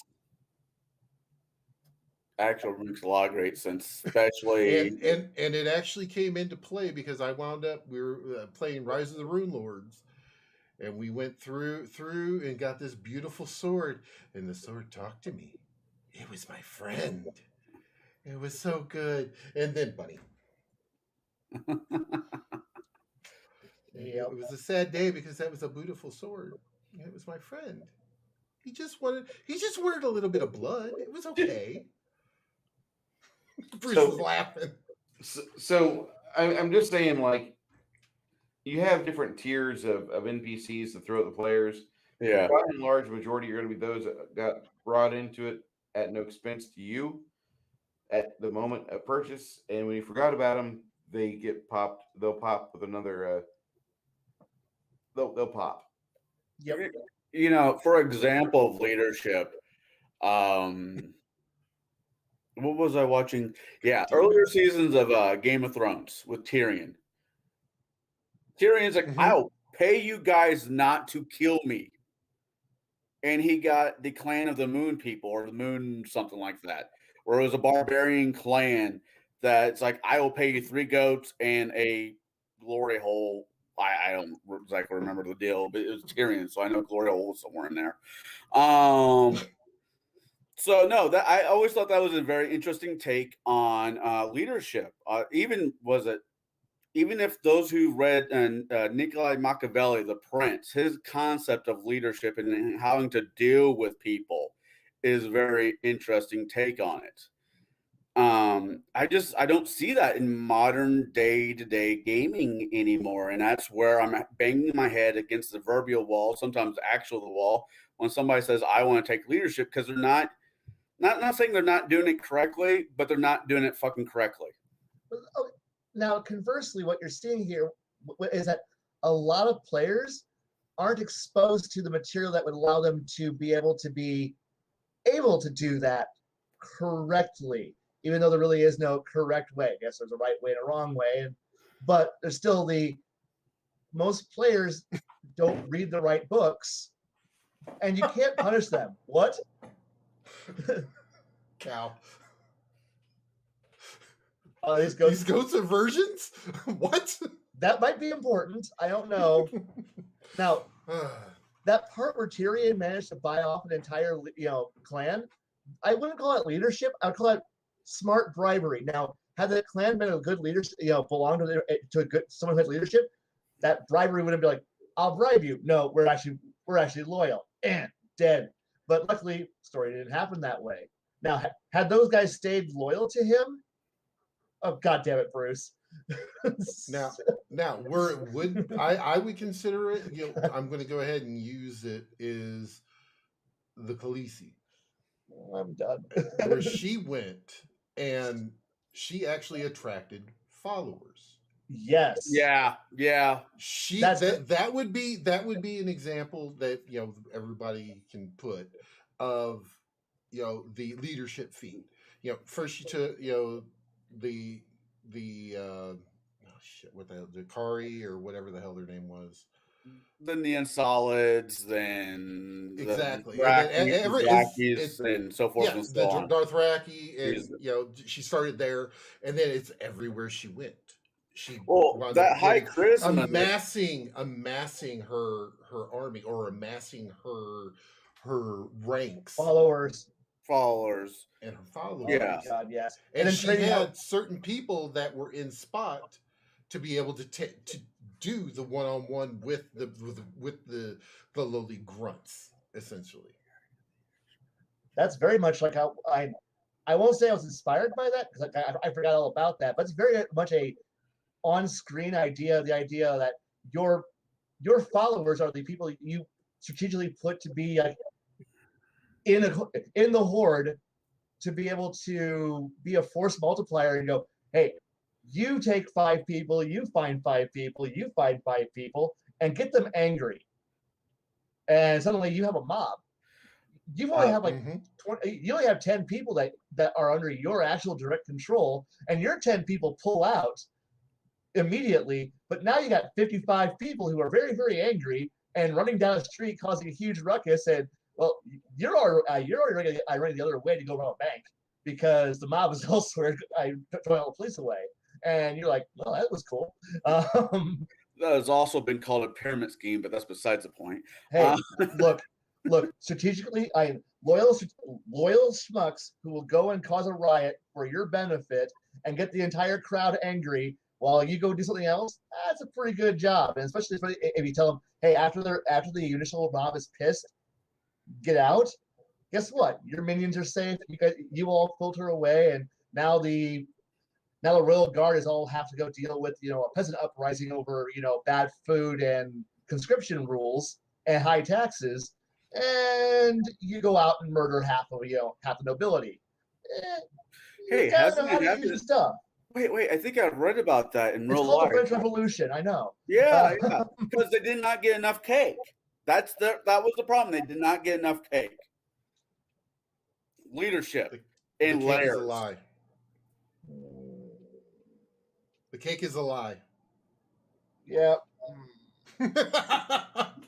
We went there. He set it up, and I spiked it. Yeah, you did. You did. So, You did. All right.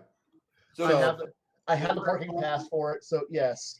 and my responses help you with my idea. As a DM, I love the leadership feat. I really do. It's a way for you to pry bar the characters. It's a way for you to have them uh, expend resources, and it's even better when you pair it up with like you find this old castle in the woods. Do you want to annex this into your kingdom? Do you want to live here? And then you start giving them like things like, well, we had this fixture break last week. That's going to be a 30 gold replacement from the plumber. And then, we had the moat that had to get pumped out again. So there's another 10,000 gold that we didn't have really. So you have all these options to just nickel and dime player characters to death. And you can make it a fun game, but expect at some point they're going to be like, God damn it, stop! Because they want to have fun, not play accountants. Not that that's bad, but some people. Oh, no. For 95% of the players, accountancy is not what they want to do. Some of us like to fly and drive around spreadsheets. That's on us. You and your spreadsheets. I gotta sit down at your table one of these days and see what this is about. Cake or death is the best. But anyway, you're right. No, Excel should not be required to play a game. But I still require it. I was about to say, did that hurt? did that make your soul die a little bit when you said that? Just a little bit. Oh, my soul. Look, I need a table of organization, God damn it, and there better be one. I can follow it. I need to know who I'm yelling at. Who do I complain to? You're the one in charge. Oh, who below me do I need to yell at? So somebody told me this week, and I'm going to take this off topic for a minute, but all right. Somebody said, hey, you might want to go check out Bird Brain DM. He has a video about you. And I'm like, why? He's like, don't you want to see the video that's about you? I'm like, no, I don't care. It's from Bird Brain DM. He's a fucking little vulture that he looks at other people's previously chewed up topics and he runs off with it and he tries to make content. It's brand new and fresh. Now this is an animated corpse from the weekend at Bernie's we had. And if you want to play with that, go ahead, but you should be able to come up with better content than this. Weekend at Bernie's. God, I forgot that movie. Oh yeah, I'll bring up shit that you didn't want to remember, but I'm just saying, like, there are certain people out there that they don't even classify as people. Like for me, earlier I said in our little chat in Discord, I said this guy would have more cool points if his name was Muhammad. He had a sister wife and about 17 potato children that drooled on themselves. He would have more cool points if he was that guy than being this guy that makes content and tries to snipe at us. And I don't even pay attention to him. He's the worst sniper out there because he makes nothing. There's no relevance. A narcissist trying to pick on other people just doesn't work for comedy. I'm sorry, kid. At least whenever you have charisma in the negatives. So I'm going to say this. Okay, go ahead. Because there was some miscommunication, evidently, when I did my whole priors thing, and everybody got all up in arms. The opinions of Bruce are not the full opinions of the group, and should not be construed as a contract that we feel the exact same way. No, these guys are of their own violation, and then they can jump ship whenever they decide to. Yeah. But and truthfully, the conversation that I had with him on my video today is, and I'm going to actually say his full name. So yes, I am going to actually. You don't have to do that. I know, but name calling is juvenile. But it's fun. It is fun, but it's juvenile. Yeah. So Condor DM, we had some back and forth, and the thing is that as I stated in there, and I'm going to go ahead and state it again, to everyone that you are a hero to, you are a villain to at least one other person. So if the one thing is that you have to remember that if I have to play that villain for your story, I will gladly do that. And that's fine. I can go to sleep at night knowing that I'm the villain. You are not the first one I've been the villain for. You won't be the last one I've been the villain for. But you know what? Damn it, I'm a good villain. Gosh darn it, and people like me. Like and subscribe. It happens sometimes. I really have no really dogs in this fight. I read what he said, and I read what you said, and I saw the video. But I will say this: if you're sitting at your laptop looking for random videos to watch about something you're into, the culture that you want to be on, and you pick them apart because you have nothing better to do with your life, you're supposed to build up the community, not be tearing it down. That's so fucking asinine. I mean, shit. This community that we're building is about having fun. And if you want to be that asshat, go fucking find somebody else. I'm an asshat. I'm an asshat because I partake in the gatekeepers and the table breakers. These are curating groups where we pretty much outline, like, we don't mind sharing our game with people that want to play it, but we don't want our game to turn into a lifestyle brand for a big corporation to ruin and drag it through the mud to where look like I don't want D&D to turn into the DC Comics. Dear God, no. I think that's pretty accurate because if you look at DC Comics right now, look what they did to Superman. This is not the direction I want to see the game going. And therefore, for me, 4th edition and 5th edition have been real big failures. I've never even bought a book of either edition, and I used to buy everything that had the logo. And whenever I got out of it, I said, I'm just going to buy this third-party product that they've made their own game.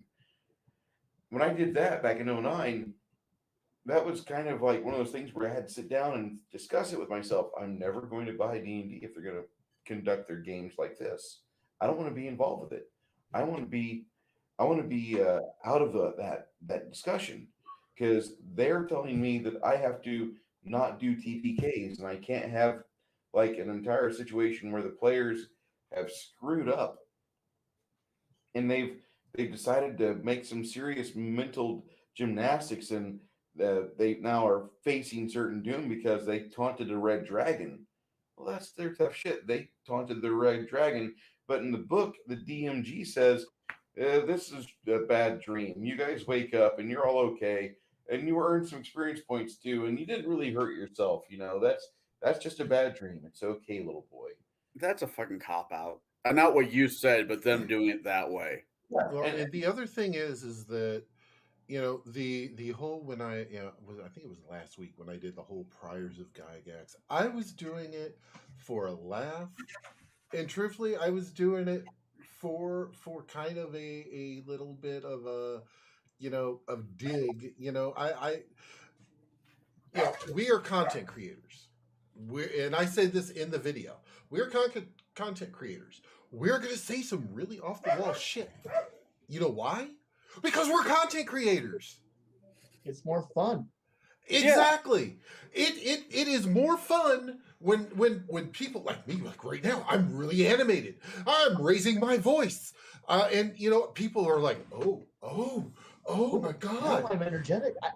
Yes, I'm energetic. Oh my God.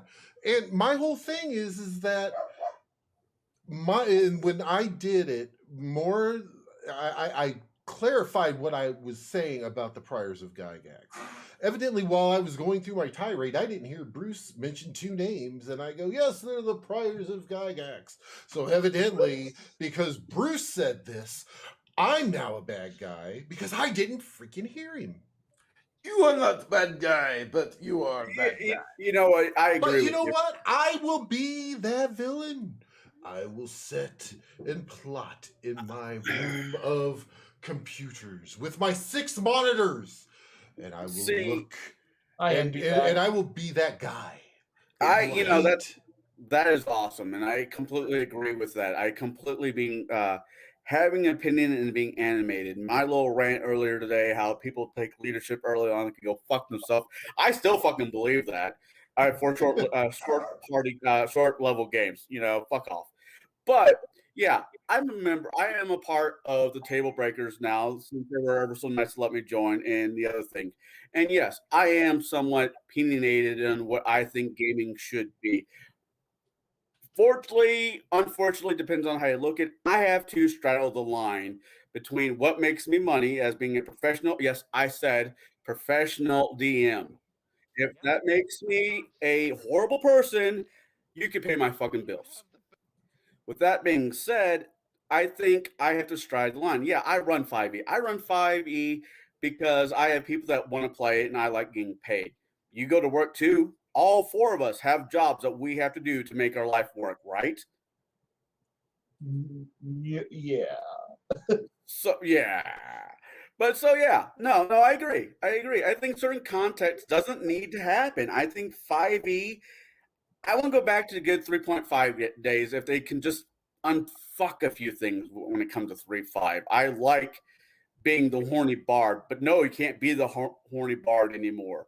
Or the racist dwarf that doesn't like elves, orcs, or anybody other than humans because they don't live long enough to give a fuck. So that's my opinion, and if that puts a target on my back, at least I know I'm in good company. And the thing is that everything that Blaine says, everything that Connell says, everything that Bruce says, I don't necessarily fully 100% agree with. You don't And have that's the to. thing. And even though I don't 100% agree with them, they are still my friends. You know why? Because we can sit and have a discussion, have a disagreement about things, and still be able to respect each other's views. That is the biggest thing, is being able to respect other people's views. And if you're not able to do that and sit and have a discussion about it, yes, we can get animated. Yes, we can rant. Yes, we can shake Blaine up and put him out there for 45 minutes and we just sit back here and go, yes. And everything else. But you know what? That's fine. We have a dynamic. We can also, being that we're friends, we can play off each other too. That's the Yeah. beauty of this. And it comes with, I've sat at Bruce's table for how many years was I there? 6 to 7 years? 6 years. Yeah. I've known Blaine for at least 10 years. At least. Conall I've known for at least about 7 or no, you're No, right up there about that 10 year too. 10 years, yeah. Yeah. Maggie turned So 11 I this mean, year. me and Conall have not always gotten along. And Oh, to begin fuck. with, and truthfully, to begin with, I thought he was an asshole. And that's until I got, but Don't assume people. but the thing is I got to know him. I know that we all have this. This is my world. This is the way I see it. It's being able to step out of yourself to be able to look at that world and see how it is too. And you know what? Whether and the other thing that I said in that video that I really do feel, and I've even put it down in the comments when I was going back and forth with Condor, is that I don't believe that the actual hobby is set up for the one and all. You have to buy this system in order to support the hobby. What supports the hobby is being able to play with your friends, have discussions with your friends, or even if people, because I didn't know Connell when he first came to the table, and I got to know him, and he's become a friend. That is, to me, that is bigger than what the hobby can ever be, for the simple fact of, if you're able to sit and be able to see, kind of basically through each other's eyes. Yeah, we all have shit going on.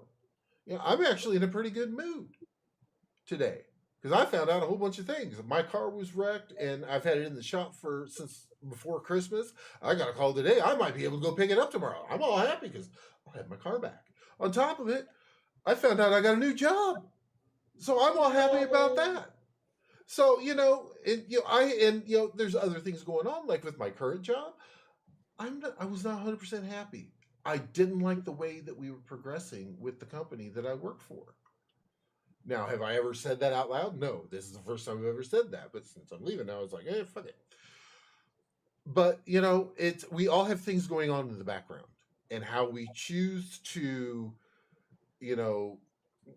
take care of that. Whether it's we rant about something that we like, or we have a stance of this is what I think is the best way to handle this. Regardless of that, we should be able to see how it all is broken down and look through each other's eyes. And like I said, the game is more than rolling dice and killing monsters. Yes, it is, the suspension of disbelief. It is, all that. The big thing is that it's also being able to sit at the table with your friends after the game's over. Go, you know what? We kicked the hell out of that dragon. We kicked the shit out of him. We filet mignon his ass. That's be able to sit there, or even like before the game. Well, how's your week been? Because maybe you play every week. How's your week been? Oh man, it's been really sucky. And you know what? As the DM, you can take a lot of that in. Maybe this guy needs a little bit of a release. So we'll throw something out there to give him that release to make him feel better. When he walks away from the table because he had fun. I'm not saying that it's going to be therapy. I am at no point saying therapy for gaming. Oh boy! Sorry. But no, it's not. I'm not saying that it's going to be therapy. But you know what? It's like people who get upset, stressed out. They'll go hit a punching bag for a while. There's some people that just need to roll dice and stab a goblin or an orc, and it's like, yes, I finally was able to, because maybe they're imagining somebody that they don't like. It's okay. They can do that in their own brain. It's all right. But my whole thing is that it's the whether and I don't care if you play 5th Ed, you play Pathfinder, OSR, 1st edition, 2nd edition. But don't ram it down people's throats going, oh, well, you play this. Therefore, you're not good enough to even talk to or anything else. Or, your lifestyle, whatever it may be, whether you're open with it or not open with it, is no way to figure out, oh, well, oh, you're that way? Oh, fuck you. That's the thing, is that when you sit down at a table, you're playing a character. You're suspending the disbelief. You're getting away from what's around you, and you're playing a game. And you're having fun with your friends. Bruce now has cancer. I hope you all feel better for it. Okay, my rant's done. I'll sit back. I'll return to a nice monotone. I don't want to defend what I hate, what I both love and hate. So thanks for bringing up Cal. I completely forgot about that in earlier editions. That Ranger lets you pick your Bane, one Bane, for a class level. Yeah. I personally, I always chose humans because most of the campaigns I was in, I had to kill more of them than anything else. Man, I hate humans. I get bonuses to kill humans. Thank God there's so many humans.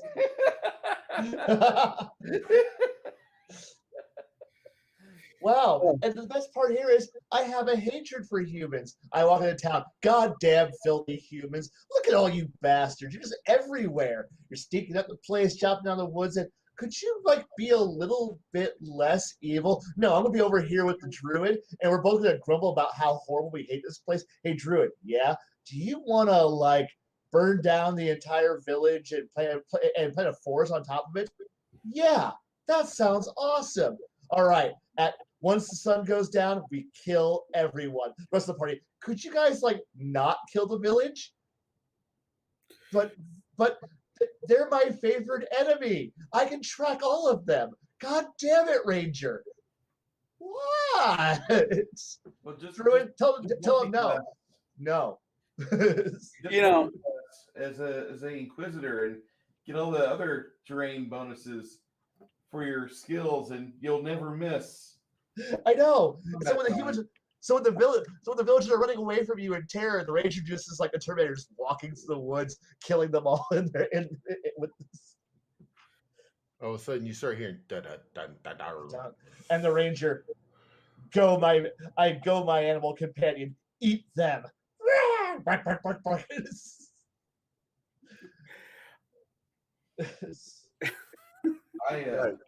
Leadership, cohorts, and the fuckers that follow underneath them. That is the topic tonight.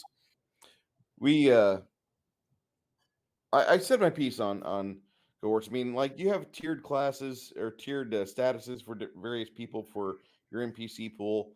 Some of them are really like, and there's even there's classes underneath that, like torchbearer. You know, the guy that just carries a torch for you politely in the dungeon. Please don't let him get killed. He's only 13. He's just a baby.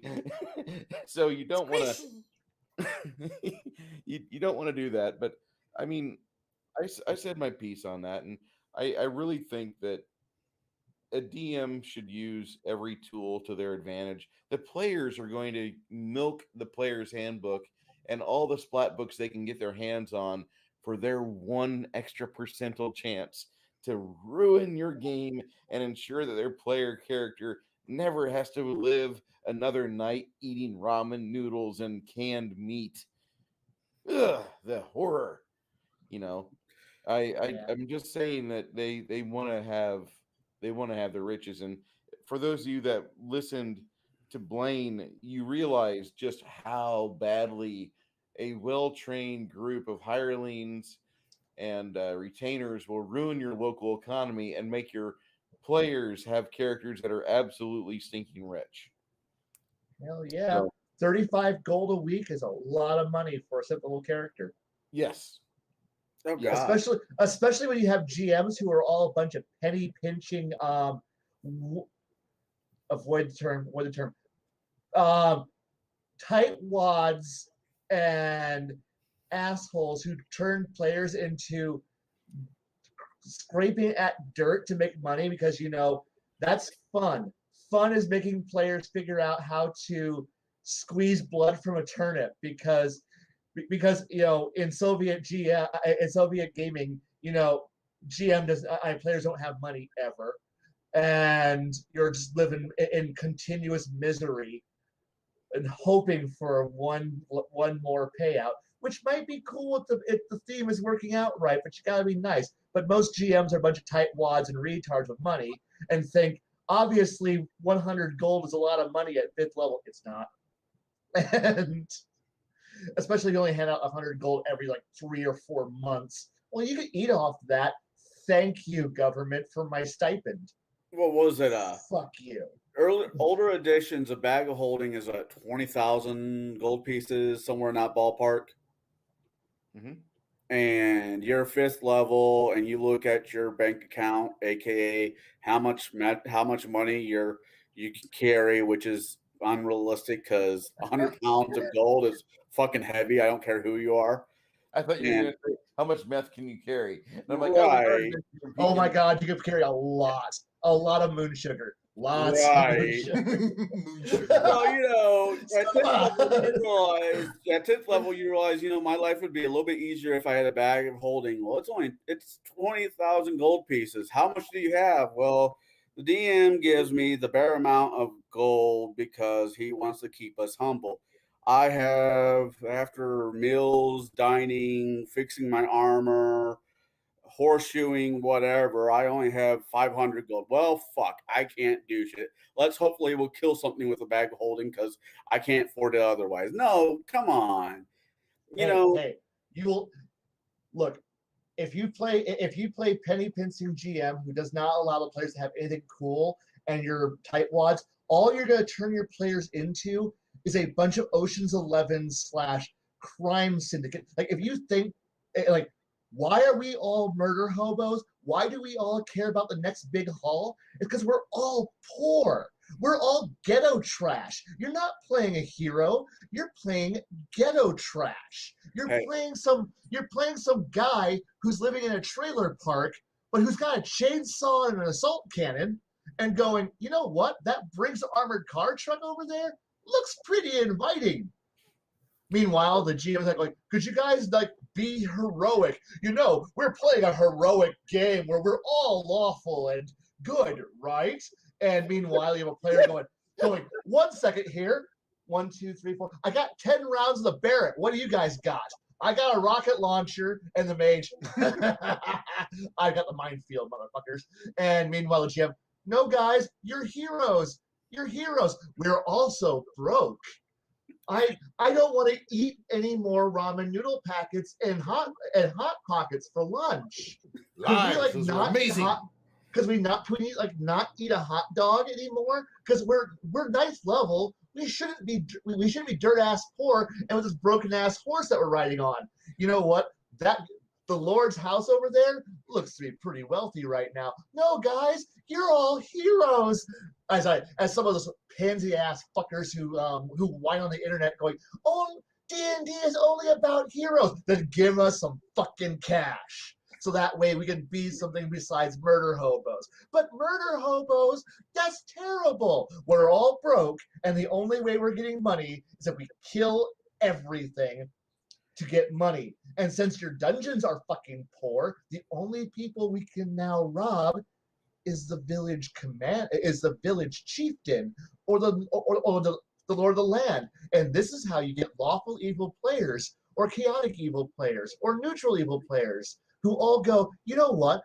Fuck it. My bank, I was told to stop adventuring when my bank account looks like a phone number. It sure does. It's only 911 right now. So, and guess what we're doing? We're murdering. And suddenly, if you start giving the players an allowance, money, the ability to take care of themselves, players suddenly stop being murder hobos because, well, my bank account looks pretty good. I can focus on heroic deeds now. I'm going to go stabilize the economy and save the local region. Why? Because that's what pays my taxes and keeps my bank account running. Like, you can't blow up the earth. That's where I keep my stuff. And I've heard this argument. I've heard the same argument from a couple of DMs I've known over the years. Well, you're a hero. You're playing a knight or a hero, and I'm like, okay, are you basing this off of a fantasy novel? Historically, where are you coming up with this? Because historically, those knights, they got paid because they had to be able to afford their shit. Back then, you're either a peasant, a serf, which a serf is basically another word for a slave, but you weren't really a slave, but you couldn't fucking move because you're too fucking poor to do anything else with your life. So no, this is fantasy. Most people, not all people, but majority of us gamers or poor fuckers. So I watch shows like Ocean 11 or White Collar or shows like that where the bad guy comes out ahead because realistically, he's a good guy because he gets to live his best life. So morality, fuck yourself. Trust me. Because then you to quote one of my new favorite wrestlers, the Danhausen, you wind up being very good or very nice, but very evil. Look, when GMs are petty pinchers, all you're going to invite is a blacklist Raymond Reddington into your group because one player is going to get tired. And then suddenly he's going to manipulate the entire world to make everyone else in the party rich. And the GM is just going to watch his world catch fire and burn to the ground because I guarantee you, the players who are unimaginative toads who sit there and go, "No, don't be villains. We're supposed to be heroes." They're the ones who are the weakest willed and least capable to stop the player who goes, "Let's burn the world down and steal everything that's not strapped down." Because when the players who are intelligent and can do the math and the accounting stop caring and turn into master manipulators, your poor GM, and the rest, and the good players who have morals, God help them, get run over by people who can actually think 3 steps ahead. So when you're playing against somebody who looks at a chessboard and is thinking 4 moves ahead of you, and you're playing checkers, you've already lost. Bruce, do we have someone backstage? We do. I would like to introduce to you guys a friend of mine from one of the other groups of people that I run with. This is Rosetta, known as Eagle Rider. She is a older. She's not played in the game in about a decade, but she's quite an artist. Everyone, welcome Rosetta. Call her older. Hello. That's mean. Don't call her older. Jeez. Have we not taught you anything, Bruce? Ignore the mess. I'm kind of in my mom's storage room in their house right now. Okay. Oh, older shit. I'm gonna tell my mom you just called her youngest kid older. Well, I hate saying like this is a new gamer, but no, I can't say that. With my memory issues and how long it's been, it might as well be. What you do is you say that she is a returning gamer after a long hiatus. And you talk about how young and beautiful she looks, you fucker. I mean, this is why we can't have nice things, Bruce. Women. He does not know how to talk to women, I swear. Well, you're about 50 pounds too light for him. That's the issue. Oh. Considering how not skinny I am, that's quite an insult. Well, that's for the Bruce. Well, Rosetta's been part of the art stream for at least over a year now, on and off, and then she just became a full-time member. What was it, a month and a half ago? A few months ago now, actually. Yeah. It was back in November? August, September. Okay. Yeah. So are we going to get a rant out of you? I know you were talking about rants in this. Well, first of all, don't be a pussy about not name calling. Let's just get that straight right away. Ooh, baby, talk dirty to me. Oh, you don't want me going on that rant, Bruce. This is an idea. Bruce, I'm not ready to make a new friend. Pin-up artist. The first thing to be the pin-up artist. The very openly sexual girl. Yeah. Yeah, that's a thing. See, Bruce, I met him in the chat of one of the guys we watched a long time ago, which was Odin, wasn't it? Bruce? Yeah, I'm trying to manipulate some sounds here, and I'm trying to not have the echo in here. So in other words, you're boomering the shit out of your stuff, just like Maki. I mean, yeah, I'm mocking myself right now. Oh, I'll have to show him that clip too. I mean, whoa! I don't know if I'm old enough for this right anymore. You're fine. Wait. How old are you implying I am? You look 12. Hey, I'm the innocent one in all this. I'm pure and innocent and full shit. How the hell did you get in that penny?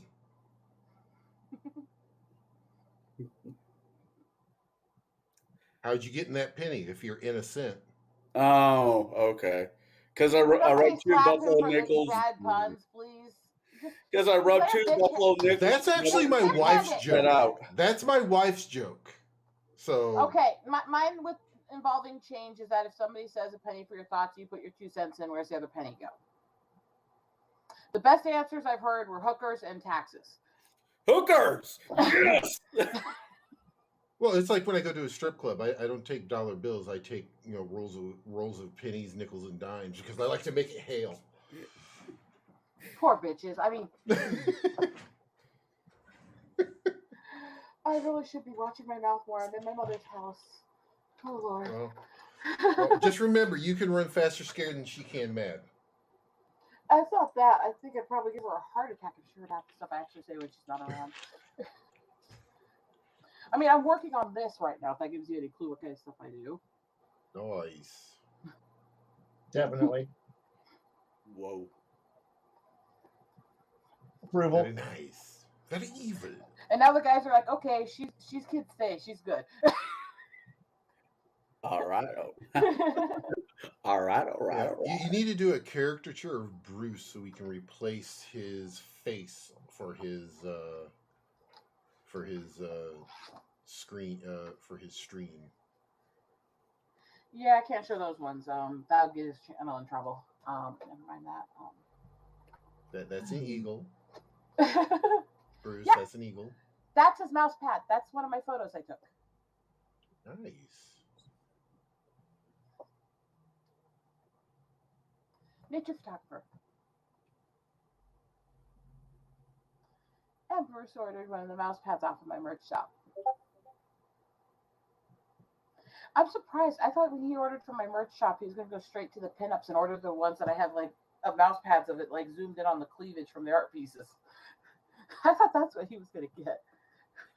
No, I know what I'm going to be looking for.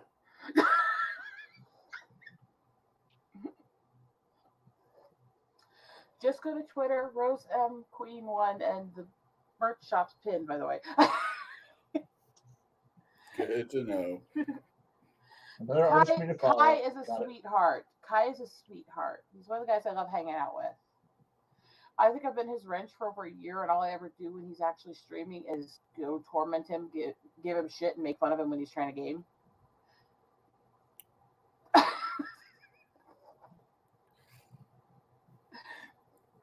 Is that Bruce you said?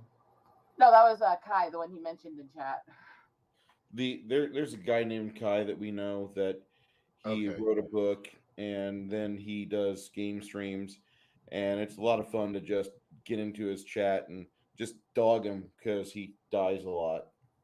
To be fair, I dog everybody. I have a group that I do wrench work for that is literally a bunch of first player shooter guys who play sniper games who are all ex-military snipers from different countries. If you can imagine what their streams are like and what the language quota is there, the guy that heads it is a Scottish sniper who now works as a bouncer. Nice. And I will sit in their chat and I'll give all of them shit and tell them that they don't know what the hell they're doing and stuff. It's fun. Anyway, Rosetta wanted to step into tonight's chat and just have a hello because she's one of my friends, and I've also invited her in on the D&D game we run every 3 weeks. And Which I am looking forward to the idea of doing. I just also going, yeah, it's been about 14 years since the last group I was a part of, and yeah, they literally kicked me out because they didn't like the fact that I have weird yelling outbursts I can't control from my brain. Well, to be fair, they had a 13-year-old there, and I can't always censor. To be fair. And yeah, she kind of didn't want that around her kid, so I understand it, but it still sucks, you know. Yeah. Well, Bruce will only encourage that type of thing, so that is true. Do you have Tourette's? It is true. If you have Tourette's, or if you're a person that claims numerous TBIs, you are welcome in my game.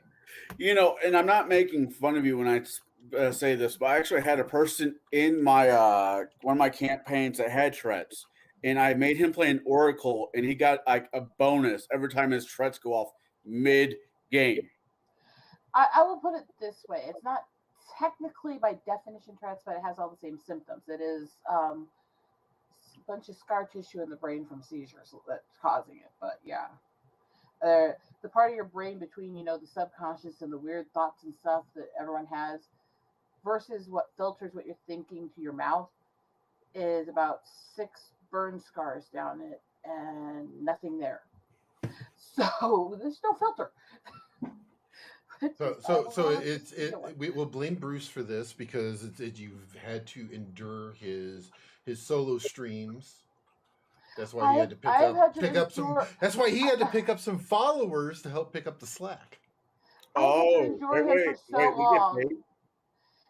Back from even when we met him I met him in the chat of a Catholic school teacher's streams. I am we were both trying to behave the way we normally do. And even there, I was giving him crap. I am a cohort, not a follower. Thank you very much. No. You and Conall are technically still followers because you guys don't have your own channels yet. Speaking of challenge, I am about ready to start mine. I've decided I'm actually going to do it. I have more followers than him, so ha. I got nothing on that one. But I was going to wait to the end of the I was actually going to wait to the end of tonight to bring this up, but I have decided I am going to start doing my own content because of poking and prodding of friends. And I think the title of it is going to be Common Sense Gaming. Is going to be the main thing. I apparently I had a run for a while with one of my streams that was very popular. I even got to interview some of the bigger people, including Robert Meyer Burnett and a bunch of them and stuff. But what my streams I was doing were, I was getting harassed by the anti-community for talking about my native culture because I'm pale. Because apparently you're not allowed to have your culture if you have a type of albinoism. That alone is weird enough. So I named my one-on-one interviews Hot Seat Scalpings and made it a whole bunch of Indian jokes. I will say there's at least 1, 2, 3, 4, 5,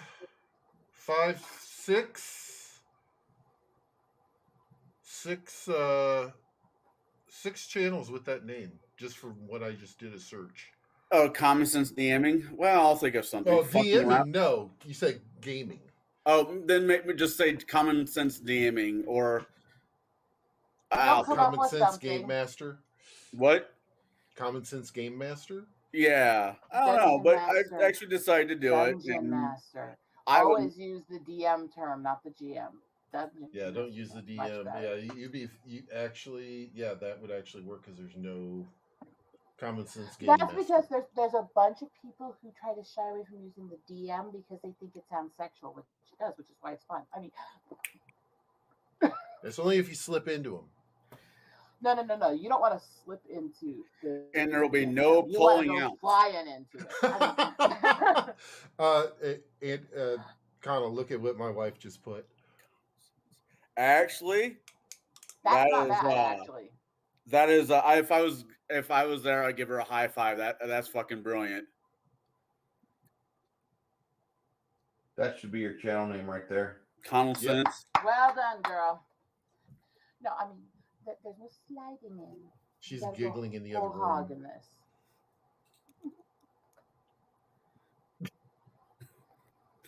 Yeah, let's give him a complex.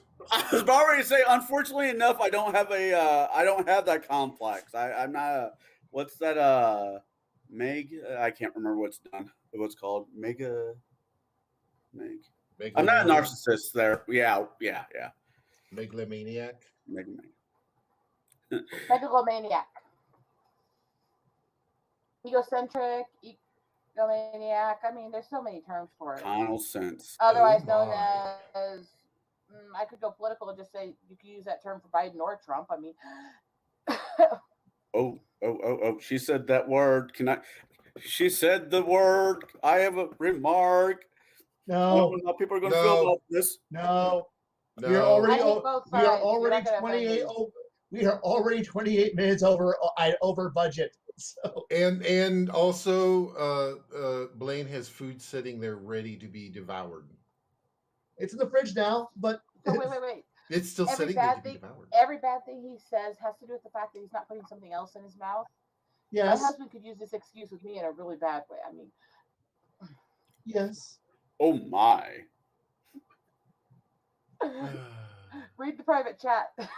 Oh, I already did. And all I can say about that is You're already fine. Not the Maya Papa Smurf. That's all I Giggity, gotta giggity, say. giggity, giggity, go. All right. The So reason I've been married 15 years and he's 2 still so hour and a happy to half. run up and greet me. Oh God, I'm gonna Lucy, go grab my white pants.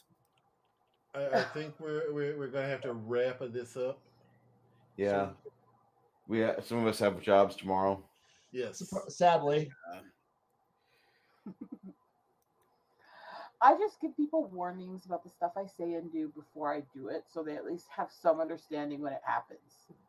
I kind of feel that's at least fair. I can appreciate that. It's also why I Alright. love hanging out in Sweet Anita's Discord, because the whole thing is there for people with Tourette's and mental conditions. So nobody there bats an eye if I start spasming and swearing or making sex comments over in video chat.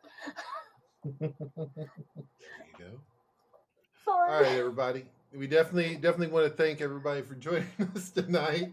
Let's Thank segue you. our way out. Okay. I want to do a big thank you to the people that were in our chat tonight from the get-go, like Cal Vanani, lovely Sherry, Parrothead, Hungry Ewok, Indigo Dragon, the Multi-Gun Man, John Aaliyah, Rosetta. Thank you for being part of the chat and then jumping in whenever I was able to get the link to you, and we were wrapping things up. Violence solves everything. Thank you so much for showing up, sir. And Travis, appreciate you being part of the chat as well. Garrett, go ahead, sir. And Cam, I forgot. Cam, I'm sorry, sir. He recommends a book by the name of Casca by Barry Sadler. He was in the movie with John Wayne. Mm-hmm. Garrett, do you have any words of wisdom for us to help us on our exit? Well, I'm going to go ahead and thank a couple people, and then I'll do my words of wisdom. I want to thank Mesrim for being here at the beginning. Of course, my wife being in there, because she kind of has to be. Yeah, the basically words of wisdom. Let's see. Be excellent to each other. That's always a good one. Regardless of what our views and everything, we just need to remember that we all have basically come together for one reason. That's the hobby. That's gaming. And if we should all be able to sit down and have a good time at any table, no matter what game we're playing, and come out of it, even better friends. So that's all I gotta say. All right. Right now, I'm kind of stalling because I'm waiting for a link to get over here. I'm going to have Rosetta post her, or I'll have her link posted here in the chat. Next week, do you guys know what we want to talk about? Brothels and whores? Wait, no, sorry. No, We talked about that every week. Oh, that's right. we'll get back to it. I don't know. Didn't we had a few things. We already. Hi, Marion. Blaine, are you looking at her store right now? Yes. Will you do me a favor, copy that link and put it in the private chat? Oh, I guess I could do that. Thank you. Oh, give me a second. I will. Do some pretty fancy, sexy art, don't I? Yes, it's actually really, really good. I like your. It's very good. Give me a second. I need to get more stuff up there yet of some of my other stuff, but Blaine, she usually streams with me or with a friend of mine on Sundays, right? What? I didn't realize that. What? Also, everybody, I threw it in Bruce's chat. That is my channel also. If you're not subscribed to Bruce, and if you have not liked this, make sure you do subscribe to him and give him a like. By the way, guys, I'm going to say this here. I've already been talking with Tim and a couple other guys about it. I'm going to be trying to start a weekly get-together for miniature painters and stuff for their artwork. So any of the tabletop gamer boys would probably want to get in on it if they can. Pretty open to anybody who likes to do that stuff. Okay, it sounds pretty good, actually. So, Come on. I'm trying to get copy off my phone into chat. Oh, Oh, Sorry, that's close. I'm hoping. I think so. I'm not very good at technology. I'm really, really not good at technology. I'll verify it first before I Yes. hold on. So Okay. verify that's right, but I hope it is. No, that's the wrong red bubble. Dang it, evil writer red bubble. Hold on. And our exit is delayed a little bit, so you guys get just a little bit more time with us. I'm gonna go ahead and cut my stream off then. And, Alrighty. And everybody, you on my at least my end, thank you much for joining us. Thank you for taking a little bit of your time out to listen to us rant about something that we love.